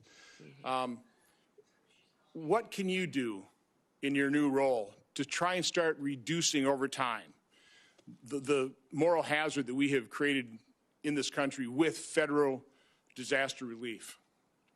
Well, Senator, emergencies and disasters are always locally led. They're led by the local communities and leaders, and that's because they're much more responsive and much better informed on how to bring relief and to get those emergency services there to meet the need. Then it's state supported and federally resourced. Which means that when we come in, that we're supporting what the mission is, what those emergency operations and plans are that the local city and county and then also the state has implemented and do what we can to fulfill the mission of our programs. One of the things that FEMA's not doing today that I think we should be doing is streamlining communications. We saw this in New Orleans. We saw it in other terrorist attacks in the country, and you just referenced it as well about the American people not getting the truth, senators not getting the truth and the transparency that we need, is that I believe FEMA can always put out a blueprint for what a response would be should something terrible happen. And when we look at the Secret Service, what happened in Butler, we saw that communication was an issue, that the Secret Service wasn't communicating and balls were getting dropped with local authorities, local law enforcement, and we can put forward a blueprint for how communication can happen and be streamlined between the federal government, the state, and the local entities so that should something happen, this is how we talk to each other to make sure that the public has the facts, they're not getting misinformation, which happened with the New Orleans terror attack just recently, but also up in Pennsylvania as well. That blueprint is what we do at the state level that FEMA has failed to do to proactively educate the public on what everybody's roles are, what we do should something happen, whether it be a natural disaster or a terrorist attack or an emergency response is needed, that we can put out those blueprints ahead of time, educate people, train those local entities, which they currently do to a certain extent today, but not good enough to really know that not only can the resources be pre-deployed in many of these situations so that they're more readily accessible, but also how are we going to communicate and make sure everybody's on the same page so that we can be much more efficient. I wish that we would have had different leadership and a different governor in California, or we might have a different result there. But in the Department of Homeland Security, we can do all that we can to make sure that the people that live in California know that they're going to get a response from the federal government that's appropriate, and we did all that we could to make sure that they had the information ahead of time so they could protect themselves when they do have a failure in leadership like we've seen. Well, thank you and good luck. You bet. Since Senator Johnson brought up California fires, I have to interject here. We talked about burn policies. These are local policies, how we try to not have so much brush and things like that. They're also next to the largest body of water in the world, the Pacific Ocean. So I see these homes all burning on the beach in Malibu, and I'm like, wow, if they just had a generator and a hose, you start sucking the water out of the Pacific Ocean. But you could do more than that. You could pump it and put it in cisterns up in the hills a mile or two in. It doesn't rain very much there, but why don't they take the ocean water, put it in cisterns, and have a bunch of water ready when a wildfire shows up? But it's like, once again, bad local government. Senator Gallego. Thank you, Chairman. Thank you, Governor, for your attendance, and I appreciate us meeting last week and our frank conversation. So in partly following up to our conversation, in recent years, I've been in very close contact with our Arizona border communities, which are unlike other border communities, and about the funding needs to address migrant influxes through the Shelter and Services Program, or SSP. Without this funding, border communities must bear all the financial burden for national immigration challenges and the broken border in general. So that means police, fire, hospital systems, in general, anything of that. And at the same time, they will also face the potential challenges of street releases. And again, these are very small towns on the border, so having thousands of people being released becomes both burdensome, security issues, and just not fair to them. And we get lumped in with places like New York and Chicago about how they do their shelter programs. Our shelter programs are not the same as New York and Chicago. We do not permanently put people in apartments or anything of that nature. We are trying to move people away from the border so that way they don't become a burden on these very, very small communities. So I'm very highly concerned, as I told you in our meeting, when the SSP program becomes politicized and to the point where we get lumped in with those programs I don't think are effective and are actually counterproductive, and it ends up depriving our small Arizona borders of these very, very vital funds that they need. So as DHS Secretary, how would you ensure that border communities are not left to respond to and pay for these immigration influxes, the broken border system on their own? And would you commit to helping really not politicize or just join the SSP program to the point where places that are doing things correctly, like Yuma, Arizona, like Pima County, like Cochise County, aren't lumped in with the people that are doing things incorrectly, like New York State and Chicago? Well, Senator, thank you for the conversation in your office about the program, FEMA, the southern border and the challenges, and then also the difference between your state and how you utilize funds versus other states. I would say that my hope is that if given the opportunity to serve as Secretary, that the federal government would no longer, and I believe as President Trump has promised the American people, facilitate an illegal alien invasion, and that your communities in Arizona would no longer have the issue with having people in your small towns and communities that you need to figure out how to take care of and get them to where they want to go in other places of the country. The President has promised he will secure the border, that we will uphold our nation's laws, and that he will do that to the benefit and be putting America first again. So I know we talked extensively about the SSP program and how you've utilized it, but getting these programs back to what they were intended is important. FEMA is a disaster response agency, and some of the facilities that have been utilizing these types of funds and dollars need to be reevaluated and to make sure that it's truly doing the service that is upholding our nation's laws. And certainly I understand reevaluating, especially how some of these states have been using it. And in an ideal world, we don't have to have a program like that because we don't have this mass of humanity that's coming towards our borders. But even under the first Trump administration, we actually still needed it also. So this is why my concern is to not get rid of this program because, again, these small communities, I'm talking communities of maybe 10,000 people, maybe only 6 or 7 cops are going to end up really bearing the brunt. And we are not a big state. We can't really compensate for these types of losses. These small communities are also largely in, you come from a rural state, counties that are largely rural with a lot of federal land, so they actually don't even have a tax base. So when the broken immigration system sends people to these borders and we end up not having to have enough, these communities don't have enough money to pay for cops, firefighters, overtime for hospital systems, it's that type of program that keeps these small communities afloat. So I just want to make sure that again, this does not become politicized and that we are kept separate from, I think, the mistakes that other states have taken on. Moving on, in Arizona, we have large parts of the border that run through tribal lands. We have 22 federally recognized tribes. We have great relationships with these tribes. They want to be collaborative partners when it comes to border security. And we have some great programs that have worked in the past. For example, the Shadow Wolves program with the Tohono O'odham Nation. It's a really good example, collaborative program of tribal law enforcement that worked with DHS to make sure they stop human smuggling and cartels going through the borders. But as DHS Secretary, what is your plan to consult with our border tribes and work together to balance both national security but also their sovereignty? Yeah.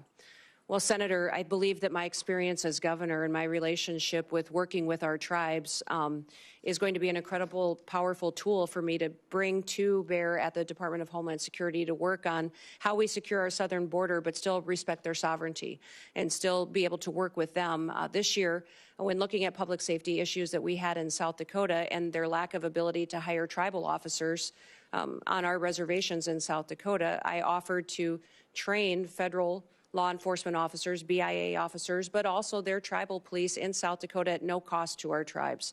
And it's been an incredible, powerful tool that we've had to build relationships. Those tribal police had the chance to go through academy with the local maybe deputies from the counties and the state highway patrol troopers that were coming on board. And those relationships have built partnerships in our state that we didn't have before. The Shadow Wolf training opportunity is incredible that was down in Arizona that you spoke of too. And in looking into that program, I'd like to continue to build on that and perpetuate in the future so that our tribes have an opportunity to have a secure border, but also have it reflect their values and their culture and have their own people be a part of the solution.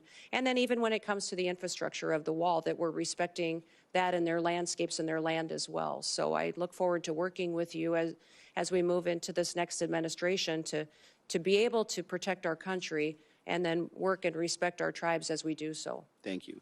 And President Trump and some of his other potential staff and advisors have been very vocal about implementing a mass deportation strategy. You know, talking to my agricultural community, my dairy community, they have concerns that this approach will lead to workforce shortages that will further drive up the costs of everything. And something that we have really been working hard to across, I think, in a bipartisan manner to bring down the costs of everything. And unfortunately, this would reignite inflation. What is your plan to ensure safe and legal immigration processes for agricultural workers while protecting local agricultural operations, including those both in of our home states? Well, Senator, the President and President Trump has been very clear that his priority is going to be deporting criminals, those who have broken our laws and perpetuated violence in our communities. That'll be the priority. And as I spoke earlier with our statistics, having over 425,000 of those with criminal convictions in our country, that will be a focus that we need to tackle right away, and it'll be a big one. Beyond that, his next priority is going to be those with final removal orders, and focus on those individuals who have long overstayed, and that there is a consequence for ignoring our federal laws. Beyond that, we'll continue conversations. As you know, I'm a farmer and a rancher and come from an agricultural state, and we'll work together to make sure that laws are followed. You know, it is the Senate and the House that puts forward the laws. I, as Secretary, uphold the law. So you determine what that is, and debate and discussion. I'll be transparent and share as much information and insight as I have with my background and experience, and continue to work with you. Senator Moreno. First of all, thank you, Governor, for being here and for testifying before this committee, and for your service, not just to your state, but to America. 9 years ago today, we met in probably the coldest day I've ever been in my life in Iowa, as you and I were making phone calls and whipping up votes for Republicans in Iowa. My wife, Bridget, who's here, got a chance to meet you. And we left Iowa saying, that person's really going to go far. And here we are 9 years later. You've been an amazing governor, amazing congresswoman, and now you're going to make an even better Secretary of the Department of Homeland Security. So I think sometimes in D.C. we tend to complicate things. There is a current Secretary of Homeland Security. So why don't we take this opportunity to do a little job review and compare and contrast him to you. So just if you don't mind, I'll ask you some questions and you can give me an answer. Secretary Mayorkas allowed you said it, just about 400 people on a terror watch list to come into this country illegally. If you were confirmed as Secretary of Homeland Security, how many people on the terror watch list would you allow into this country? Well, Senator, we would work every single day until we had that number was zero. And if you look at the previous Trump administration over his entire 4 years, in comparison to Joe Biden's number, President Trump, it was 11 that were then removed from the country and faced consequences. When you look at the 382 that Joe Biden has let in, and the policies continue, is shocking and needs to be changed immediately. Mayorkas let in about 12,000 murderers. How many would you target to let into this country? My goal every day would be have no murderers allowed into this country and our communities. Mayorkas allowed 16,000 rapists. How many would you target to let in? Every day I'd work to make sure that there was none let into this country. He let 600,000, Mayorkas, 600,000 people with criminal convictions. How many would you allow in? We would work every day to make sure people are safe and that those with criminal convictions are immediately removed. How many private jets would you have the United States taxpayers have fly into foreign countries to pick up people to bring them here? Yeah, Senator, we will no longer be undertaking that mission at the Department of Homeland Security. So not 700,000 individuals on private jets over the last 4 years. You would not have any? No. I'll be working with President Trump to put in place his agenda in adherence to our federal laws. And how many illegals will you plan to house in luxury hotel rooms in Manhattan at a cost of $6,000 per month? Sir, clearly, Senator, during this election, the American people said they did not support that and that that would not be a part of this new administration. How about sex change operations for illegals? How many of those would you suspect you would fund? Senator, I believe that the Department of Homeland Security will be reevaluating its mission in this country to not allow that going forward under President Trump's goals. And if you had an illegal migrant that was in this country and they committed a crime, would you offer them airfare from one state to another to evade law enforcement? Sir, I will be following this nation's laws and the Constitution and make sure that all laws are adhered to. And if you had been the head of the Department of Homeland Security a year or so ago, would you have closed a detention center in Georgia that would have allowed the release of somebody charged with a crime? Sir, I don't have the specifics to that situation, but certainly that would not be something that I would want to have under my watch. So just to be clear, Lakem Riley would be alive today if you had been the Secretary of Homeland Security. Senator, my hope is that that would be true, yes. Let's switch to another part of the disgraceful immigration laws that Biden and Mayorkas, who objectively, by the way, objectively has been the worst cabinet member ever in the history of the United States of America. Let's talk about temporary protective status. Temporary being the operative word. Mayorkas and Biden just extended temporary protective status again through 2027. Will you continue to corrupt TPS to allow some sort of open borders agenda? And will you use hot weather of 80 degrees and sunny beaches in El Salvador as a reason why people have to stay in America and not safely return? Yeah, Senator, this program has been abused and manipulated by the Biden administration, and that will no longer be allowed to allow that and these extensions going forward the way that they are. The program was intended to be temporary, and this extension of over 600,000 Venezuelans as well is alarming when you look at what we've seen in different states, including Colorado, with gangs doing damage and harming the individuals and the people that live there. And in terms of our border, like the physical border, I've been there many times, you've been there many times. Who should be in charge? Who should have operational control of our border? The United States government or the Mexican drug cartels? Oh, Senator, the United States needs to control our borders and secure them. So if this were a job interview in the private sector, and you had somebody like Alejandro Mayorkas in charge, and we had the opportunity to upgrade to you, this would be the greatest upgrade in history of the United States of America. But I'm going to end my time with a startling statistic and actually a challenge to the Democrat Party. When Mayorkas was confirmed, every single Democrat voted to confirm him. And 6 Republicans joined all 50 Democrats in that confirmation. If we get to the vote, and hopefully, Chairman, we could do that Monday, because we cannot wait one single day without you being in charge of that department. We should have 100%, 100 senators vote for your confirmation. This will be the litmus test, in my mind, as to whether we have a Democrat Party that's actually serious about doing bipartisan things like securing this country and protecting our citizens. Any Democrat that voted for Mayorkas that does not vote for you should be in front of their voters and removed from office. Thank you for serving, Brian. Thank you for being here, for putting up with the nonsense that you guys have had to put up with over the years. You are going to make an amazing Secretary of Homeland Security. Thank you for being here. Thank you, Senator. Senator Slotkin. Thanks for being here, and thanks for our time in my office. Governor, I'm a former CIA officer, joined right after 9/11, and served 3 tours in Iraq alongside the military. I'm actually the first CIA officer in the Senate. To me, the most important thing, again, as a Democrat from a state that Trump won, right, on the same ballot. We both won. I understand we're going to have different policy opinions. I certainly understand that the president or incoming president has the right to nominate whoever he wants. Those are not the issues for me that I'm going to spend my time on. The ones that I care about the most relate to the mission of the organization when it was founded, protecting the homeland. And I think, to me, it's one thing when there's campaign rhetoric or politicization of things.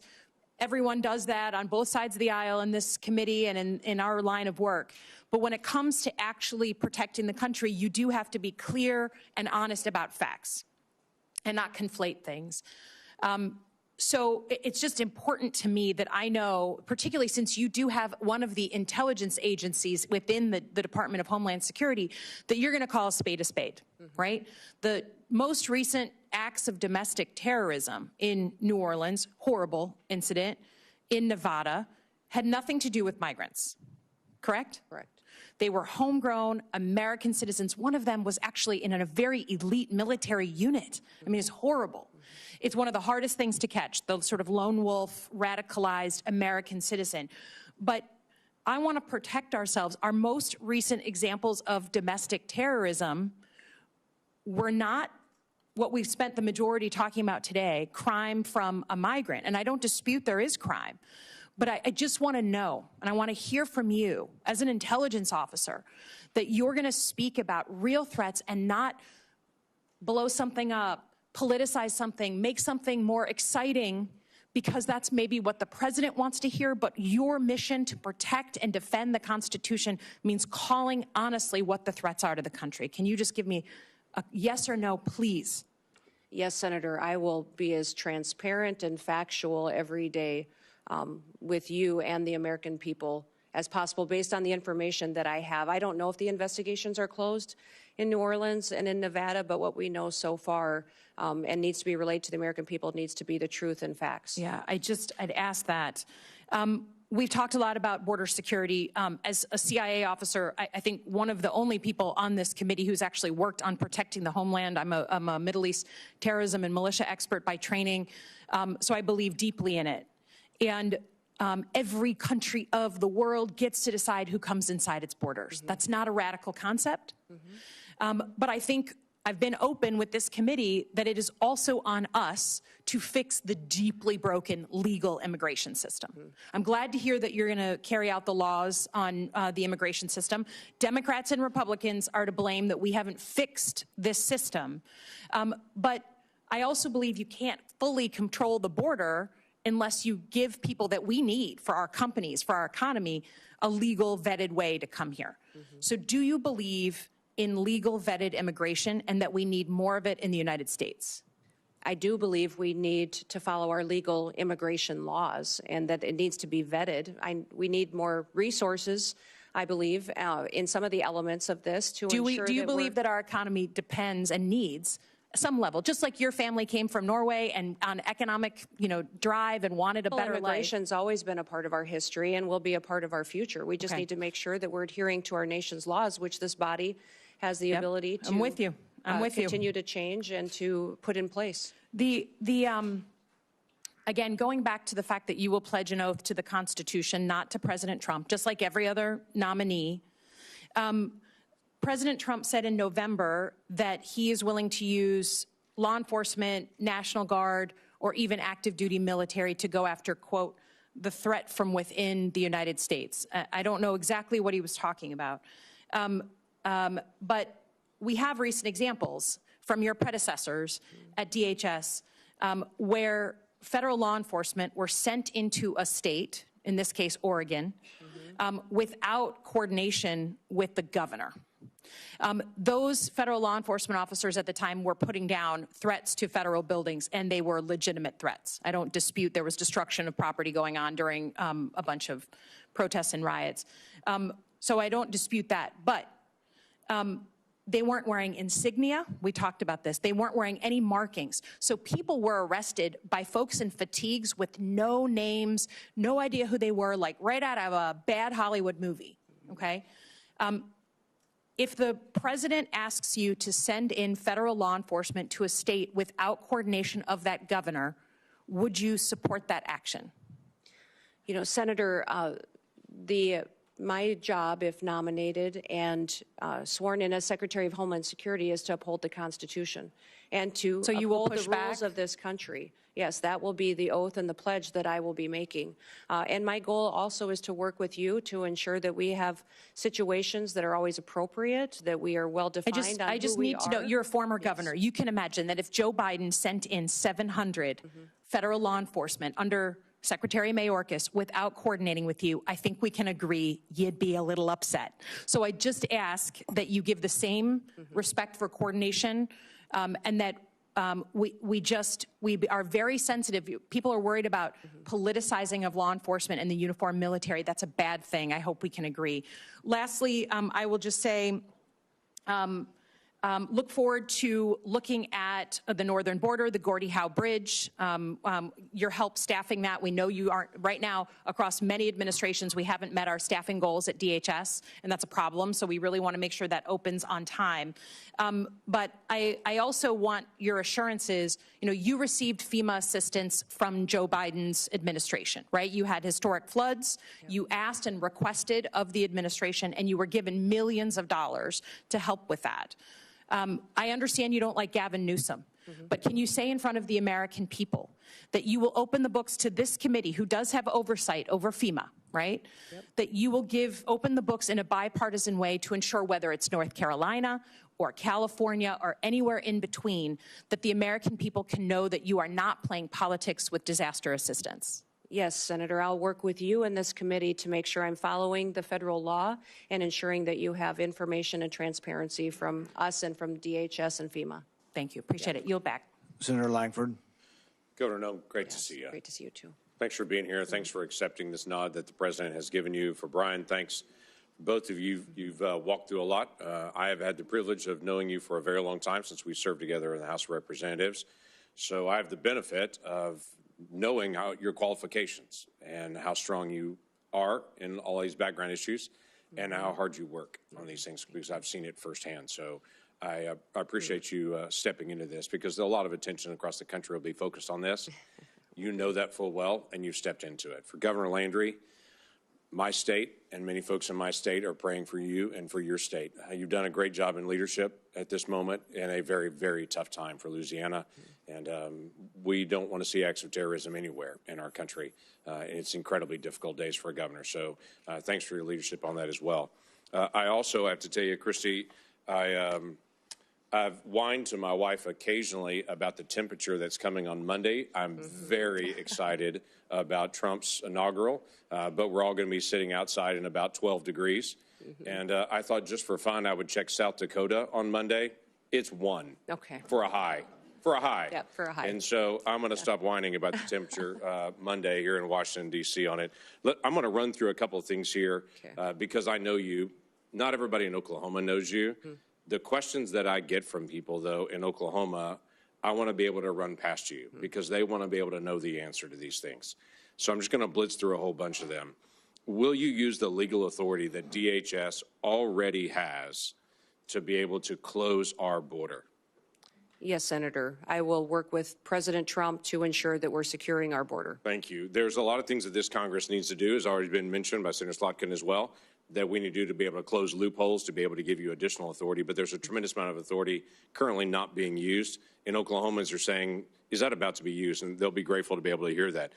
No other president has ever created a phone app to be able to facilitate a faster processing of aliens in, called the CBP-1 app. It's been mentioned several times here. Will you use your authority to stop facilitating faster processing of illegal aliens into our country with the CBP-1 app?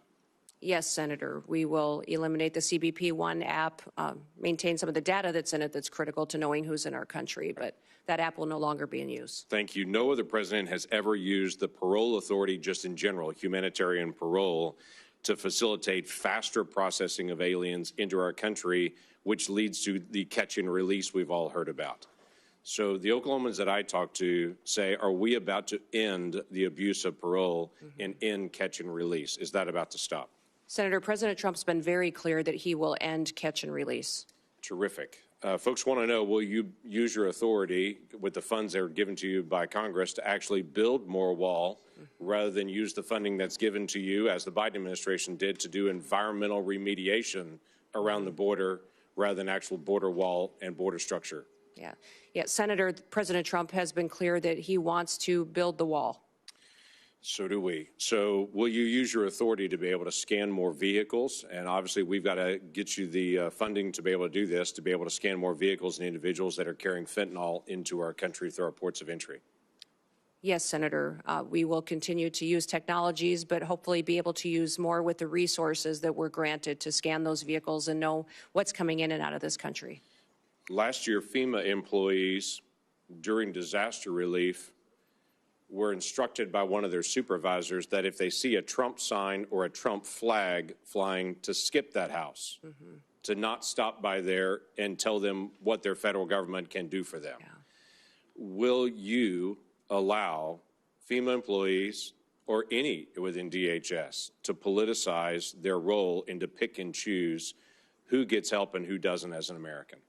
Senator, under President Trump's administration, disaster and emergency relief will not be handed out with political bias. Every American will be responded to and treated equally. That's what folks want to know.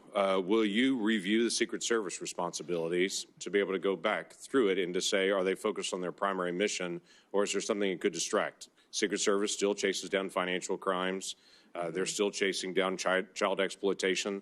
Those are serious things for Treasury or for FBI to do. But there's a question is if that's the first priority for Secret Service. Senator, the Secret Service is in need of dramatic reforms. They do have a protective detail element that is their priority, and also an investigation side.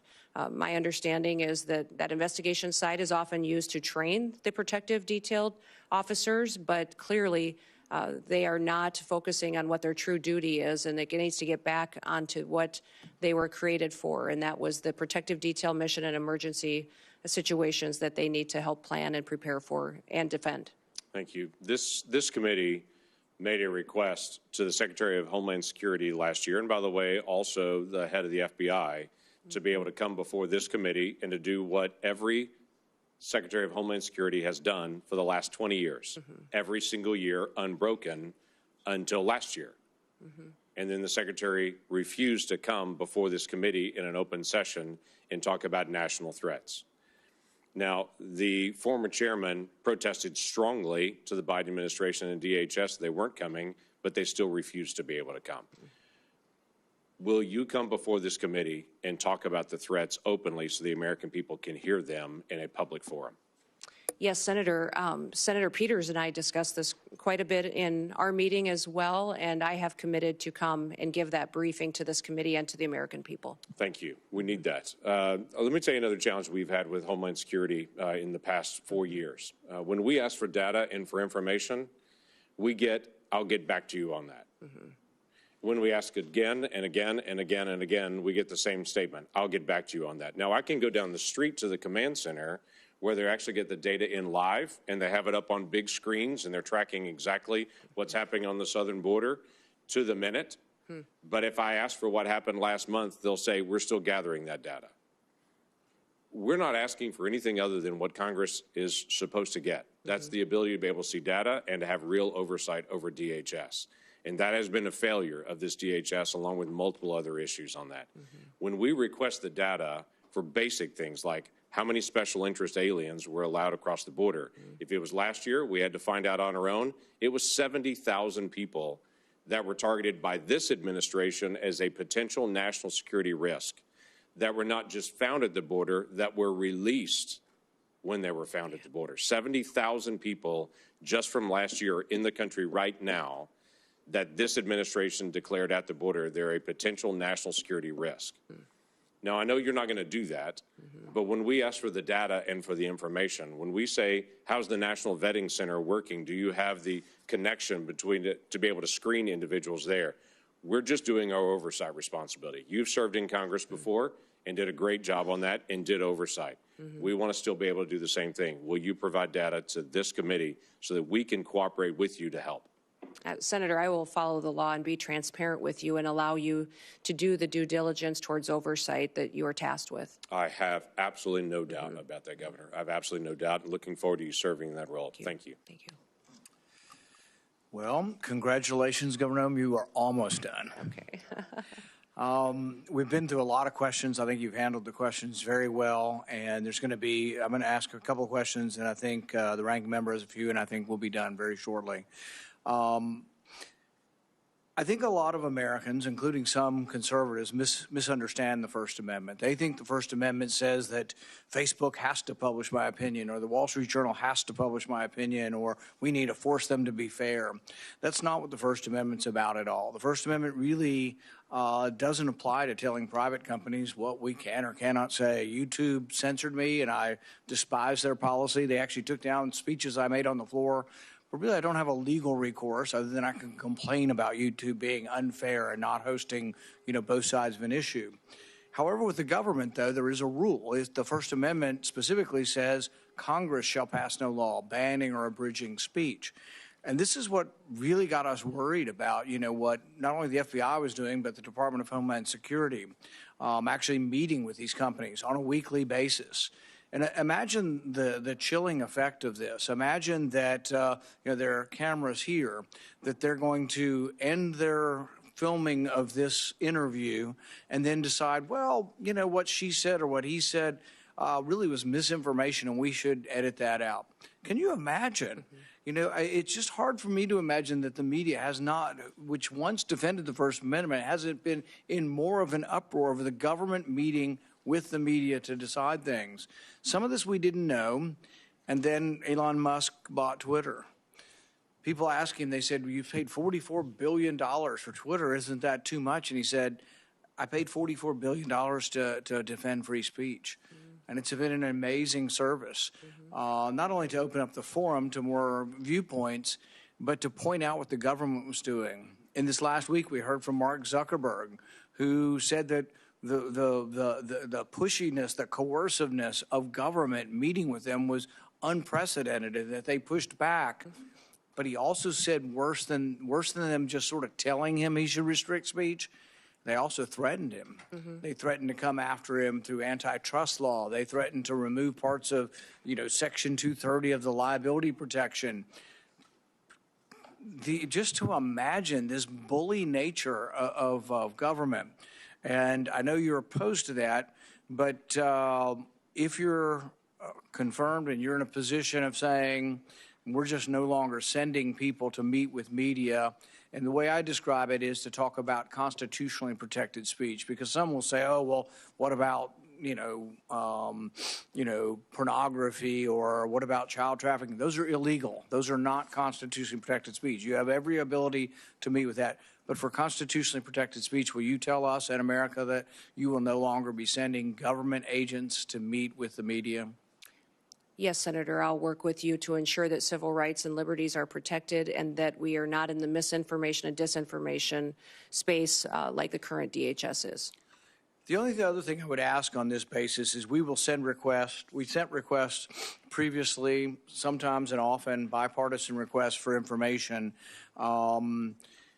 The Twitter files, Michael Schellenberger, Matt Taibbi, Barry Weiss did a great job of showing what was happening in Twitter and how they were cooperating with government. I think the other investigation that needs to occur is who were the people in government they were talking to? Do they still work at DHS? And can we make sure that they're not in a position of authority? And this is not something I'm going to tell you to do. It's just a request that you have your own investigation, that you have people who work for DHS to say, we are going to look for people who are bringing their political bias to work and trying to influence speech and restrict speech based on their bias, and help us in rooting that out and making sure that these people never again have that responsibility, because I think that I don't think there's ever been anything like this as far as the restriction of speech. And I think the election is largely going to stop and tilt things the other way. But will you help us by looking internally for those who are trying to restrict speech? Senator, I look forward to working with you on that mission. I don't have any other questions now, but I think Senator Peters and Senator Blumenthal. and we'll see how it goes. We're going to start with Senator Peters with one more 5-minute round. Yeah, I'll be fairly brief. We've had opportunity to talk at length about many issues, and again, I appreciate that, Governor. I just want to stress going forward, and we've heard a lot of comments here. I think there's been a fair amount of political theater, not as much as I know exists in other committees, and I've always strived, and I know Ranking Member, or now Chairman Paul, share the notion that we want to be a fact-based committee and try to find tangible solutions to the tough problems that we face, and data is important. We've heard a lot of numbers being thrown around here, and I don't have time to go through and challenge those numbers. Some of them we don't even know where they came from. I don't think that's helpful to the very important mission, if confirmed, that you're going to be dealing with. So I hope in the future that we're actually dealing with facts. You've mentioned many times that you do want to deal with facts and real data. And again, we heard a lot here that's not real data, and we should not operate that way. And if confirmed, when we move forward, I'm going to look forward to working with you based on the facts and understand where the real threats are, how we need to appropriate resources to make sure we're meeting those threats. And let's take this hyper-partisanship out of such an important issue of Homeland Security. We have way too much partisanship in this country, and it's resulted in a polarization of people here. We've got to come together as this country. We've got to lock arms and understand that we're all proud Americans. We all want to do what's best for the American people and solve the issues that are before us. So in that spirit, and certainly you've communicated that spirit to me, but in that spirit, I hope, if confirmed, that is exactly what you will be bringing to this office. And let's move away from this toxic political environment that we have in the country and celebrate what's great about our country and the spirit of bringing the American people together. So I have one question before we turn it over to other members. As a member of this committee, as well as the Armed Services Committee, I've focused a great deal on the safe integration of drones in our airspace while addressing the growing threats that drones possess. We certainly see what drones are doing in changing the face of warfare, whether it's in Ukraine and other battlefields around the world. We are very concerned about the weaponization of those drones and what it could mean to the security here in the United States. I've proposed comprehensive legislation to extend authorities beyond just the FBI and DOJ and Homeland Security to local law enforcement. You mentioned in your comments about security for the Super Bowl, which is incredibly important. But we have to remember that that threat exists for all games. In fact, one of the biggest supporters of my legislation is the NFL. In fact, we just had a recent playoff game that was delayed because of drones that flew into that playoff game. We are very concerned that you could have a drone with a grenade or an explosive device, which would be absolutely catastrophic. It's absolutely essential that we address this threat. What we're seeing around the world and what we're seeing in daily activities should be a concern. I think this is just a matter of time. It's not if, it's when, and we need to be on the front end of that.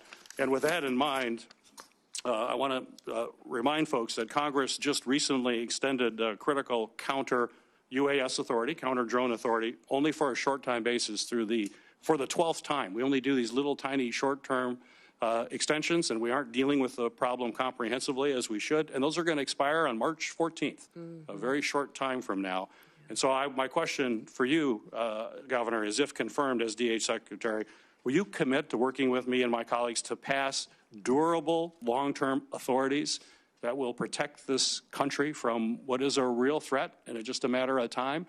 And I don't want to have a horrible incident occur and people wonder why we didn't take action beforehand. So please address that.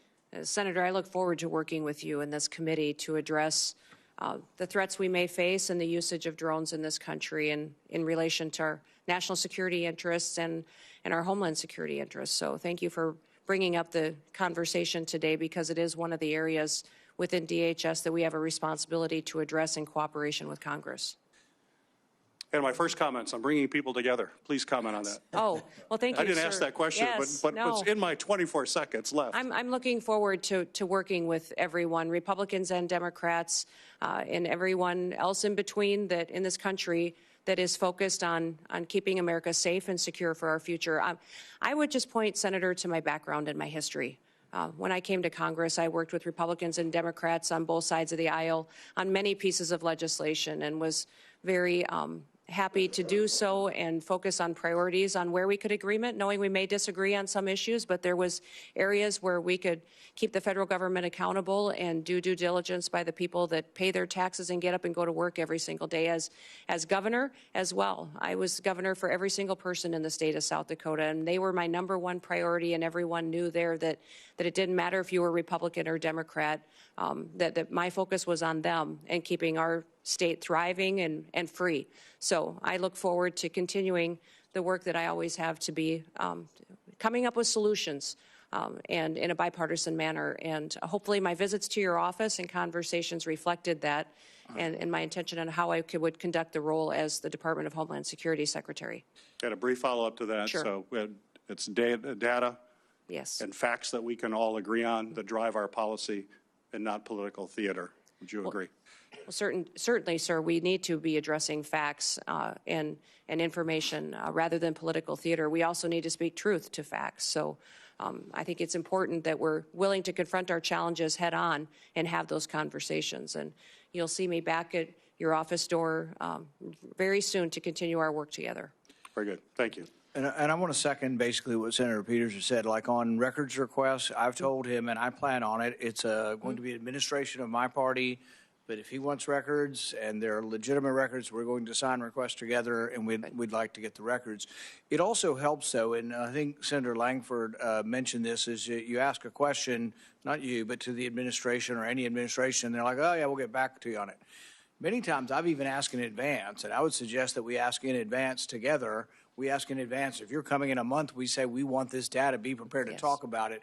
And if you are, you'll have many more friends on both sides because what usually happens, and that's why I don't like springing the question. If it's a technical question that needs data, we're going to tell you in advance, at least I will, and we want you to come prepared with that. And that goes a long way because really what happens is we get stiff-armed. They say, we'll get back to you, and then we have no way to force you really, other than we could cut the money off, and nobody ever does that. But you'll have 200,000 people working for you.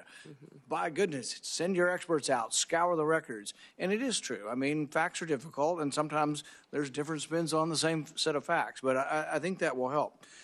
On the drones, I think we need more facts, you know, so I'm more than willing to work with the ranking member on doing something on drones, but I don't want every sheriff out there shooting up in the sky at stuff. We got to figure out, we got to get the truth about, do we really have drones everywhere flying all the time? How many of them are planes? How many of them are drones? And let's go through this, and then let's figure out, and then let's talk about how we bring drones down. If we interrupt and collect a lot of cellular signal through that, are we doing it with a warrant? What are we going to do with all the Americans' data that we've collected to take down drones? If we have to take a whole cell tower's worth of data, there's a lot of innocent people's data is going to be collected in that. Is that being gotten rid of? So I think there are ways we can get to the right place. Everybody, obviously, nobody wants drones coming down. And the only other thing that I'd add on drones before I turn it over to Senator Langford is, look, I'm all for the NFL being protected, the Super Bowl being protected.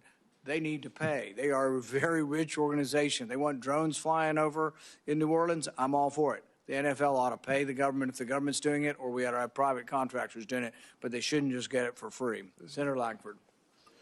Thank you. Thanks again. As Senator Paul will remember on this, there used to be a public-facing website that all Americans could actually get the data, what's happening on the border, what's actually moving, and then when the numbers got bad, that seemed to disappear. And then we couldn't even get the data anymore. So I look forward to actually finding ways to be able to have everybody has the ability to be able to see some of this data as well on it.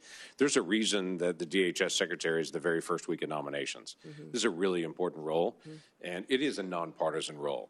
It is a national security role, and we're grateful that you stepped into this, but it is important that we actually get you on the task to be able to make sure that's out there. You mentioned earlier in your testimony that we do have a morale problem at DHS right now. And I think a lot of that is because people that signed up to be federal law enforcement to be able to protect the United States of America have felt like they've been sidelined and they've not been able to do their job that they really signed up for. And what I'm hearing from you is you're going to allow them to do their job again.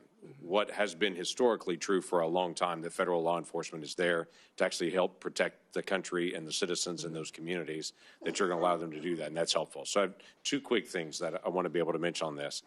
One is right now, just in the structure of this, and we can talk about this at a different time, but CBP facilities that are along the border are really run by a different entity called GSA. And they're not allowed to be able to do updates on their facilities or to design their facilities. Somebody who lives 3,000 miles away and who doesn't actually do Border Patrol work, they actually design and oversee their facilities. That's a problem that we've got to be able to fix. So we've worked to be able to give more flexibility to CBP, that when they have difficulty and challenges there, they have the ability to be able to make those changes. But I'm not going to ask you to make a commitment to this because this is just one of those detail areas. But will you commit in the future to working with us, that this committee and you can work together to be able to figure out how the folks that are on the field can actually make decisions about the facilities they work in? Yeah, Senator, I commit to working with you on that issue. It's terrific. And then I had a constituent in Oklahoma that is a hunter, like you are, like I am. Yeah. He had a bag that he had some additional rounds that were in his bag that were left over from a hunting trip months before. He packed his bag, went on a vacation trip overseas, went through security with his bag. When he got overseas and then left and came back, they scanned his bag and said, you have bullets, you have rounds in your bag. And he had, I think, 5 that were in his bag that he didn't even remember were left over in an outside pocket from a hunting trip before. Well, they promptly put him in jail and held him there and detained him there. Now, we worked through all the process to be able to get him back. My question is, that same bag went through TSA security in my state before it went through security overseas. And so one of the questions that I've asked is, why were those rounds picked up there and not here? Now, we don't have the full answer to that yet, but that's just one of those TSA questions that we need to have. Americans right now are on planes all over the country, and they count on a certain level of security when they go through that process. So in the days ahead, will you work with me to be able to identify what are the challenges that we still face with the screening process and to be able to correct those for the security of all Americans? Yes, Senator, I will work with you on that. Thank I was you very surprised TSA didn't come up more today, but that is an area in need of reform as well, and I look forward to working with you there. Look forward to that. Thank you. I yield back. Government needs a healthy dose of common sense, bullets in your bag. I had a guy with bullets in the back of his pickup truck coming back from Mexico. We arrested him and took his truck, and only because the Institute of Justice fought for him for 3 years did he get his truck back. I mean, that's crazy, the things we do. Let's have some common sense, and hopefully someone overseeing it will allow that. Senator Blumenthal, you're going to finish this up. Thank you, Chairman Paul. I'm the last of your questioners, so that means I get unlimited amounts of time. Okay. Not really. Not even close. I want to sort of continue the emphasis on bipartisanship and most especially on immigration reform. What this nation needs is comprehensive immigration reform. We know about the need for more H-1B visas and other kinds of extensions of the visa program that enable the United States to have more workers that are desperately needed in certain areas of our country. We know that there has to be better border security generally. We know we need to provide some kind of path to earn citizenship for a lot of the undocumented people in this country. And we know it's possible because we did it in 2013. The United States Senate, as you will recall, passed a comprehensive immigration reform measure. Overwhelmingly, it was bipartisan. I was proud to be a part of it going through the Judiciary Committee, but obviously it will involve Homeland Security. And I hope that we can continue, as Senator Langford was a part of the effort in the last session, to expand on those efforts and move forward on a bipartisan basis toward bipartisan, comprehensive immigration reform. I want to talk to you a little bit about domestic terrorism, which we discussed during my previous round, and I know you've discussed it afterward, including not just migrant crime and radicalization by ISIS, which are real and present problems. I also want to ask you about domestic terrorism events unrelated to groups outside our borders. We've seen a rise in anti-Semitism in this country. It has spiked beyond any prediction. And I want to know of your concern with anti-Semitist, racist events, Charlottesville, Buffalo, Pittsburgh. There's a shorthand for these violent terrorist acts against people in the United States. Yes, Senator, I'm very concerned about what we've seen in this country as far as anti-Semitic violence that has happened. In fact, last year during our legislative session, I brought legislation to more clearly define it so that we could fight it in our home state. And I'm hopeful I can work with you to continue to do what we can to make sure that we are addressing this rising threat and not facilitating it in this country. And I just want to make sure that when you say we're protecting Americans against terrorism, that we're protecting all Americans, including people in mosques, in churches, in synagogues, people regardless of their worship, their race, their background. We need to protect all Americans from anti-Semitism, racism, Islamophobia. I hope you'll commit to that effort. Yes, correct. Thank you, Senator, and I look forward to working with you to do that. In my closing minute and a half, I just want to call your attention to an effort that I've led to help reunite children with their parents, children who were separated as a result of the so-called family separation policy in the last administration. I have introduced a measure called Keep Families Together, not only to limit separation of families at or near ports of entry, but also the Families Belong Together Act for several Congresses to help bring the children, the kids who were victims of this policy and who still are not big back with their parents. I hope that you will support that kind of effort. Senator, the Trump administration never had a family separation policy. They had a zero tolerance policy, which said that our laws would be followed. What I'm alarmed by is the over 300,000 children that went missing during the Biden administration. And when we talk about children and what they're potentially facing as far as victimization in this country and the trafficking that's going on, this administration's lack of desire to find out where those children are or what they may be going through is alarming to me. So I want to stop that. Because my time is expiring, I'm just going to interrupt again with apologies to say, let's put aside. Well, I can't put aside 340,000 children. Labels. Let's put aside what happened in the past. There are still 1,000 children who are separated and waiting to be reunited. I'd like your commitment that you're going to continue the effort to reunite them with their parents. Senator, keeping families together is critically important to me and to this country. I'm concerned about Laken Riley's family, that they no longer have her.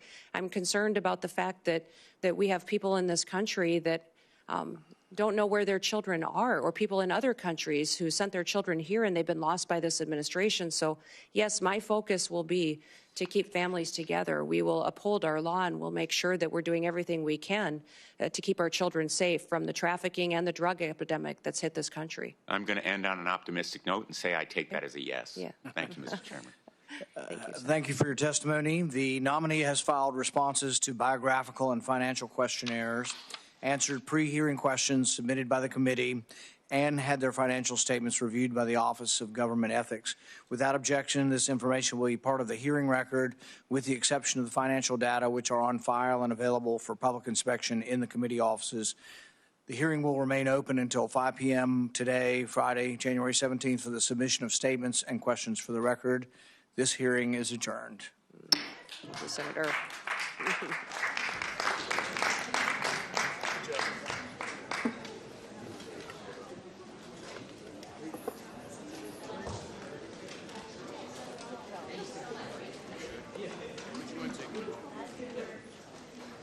Congratulations. That was great.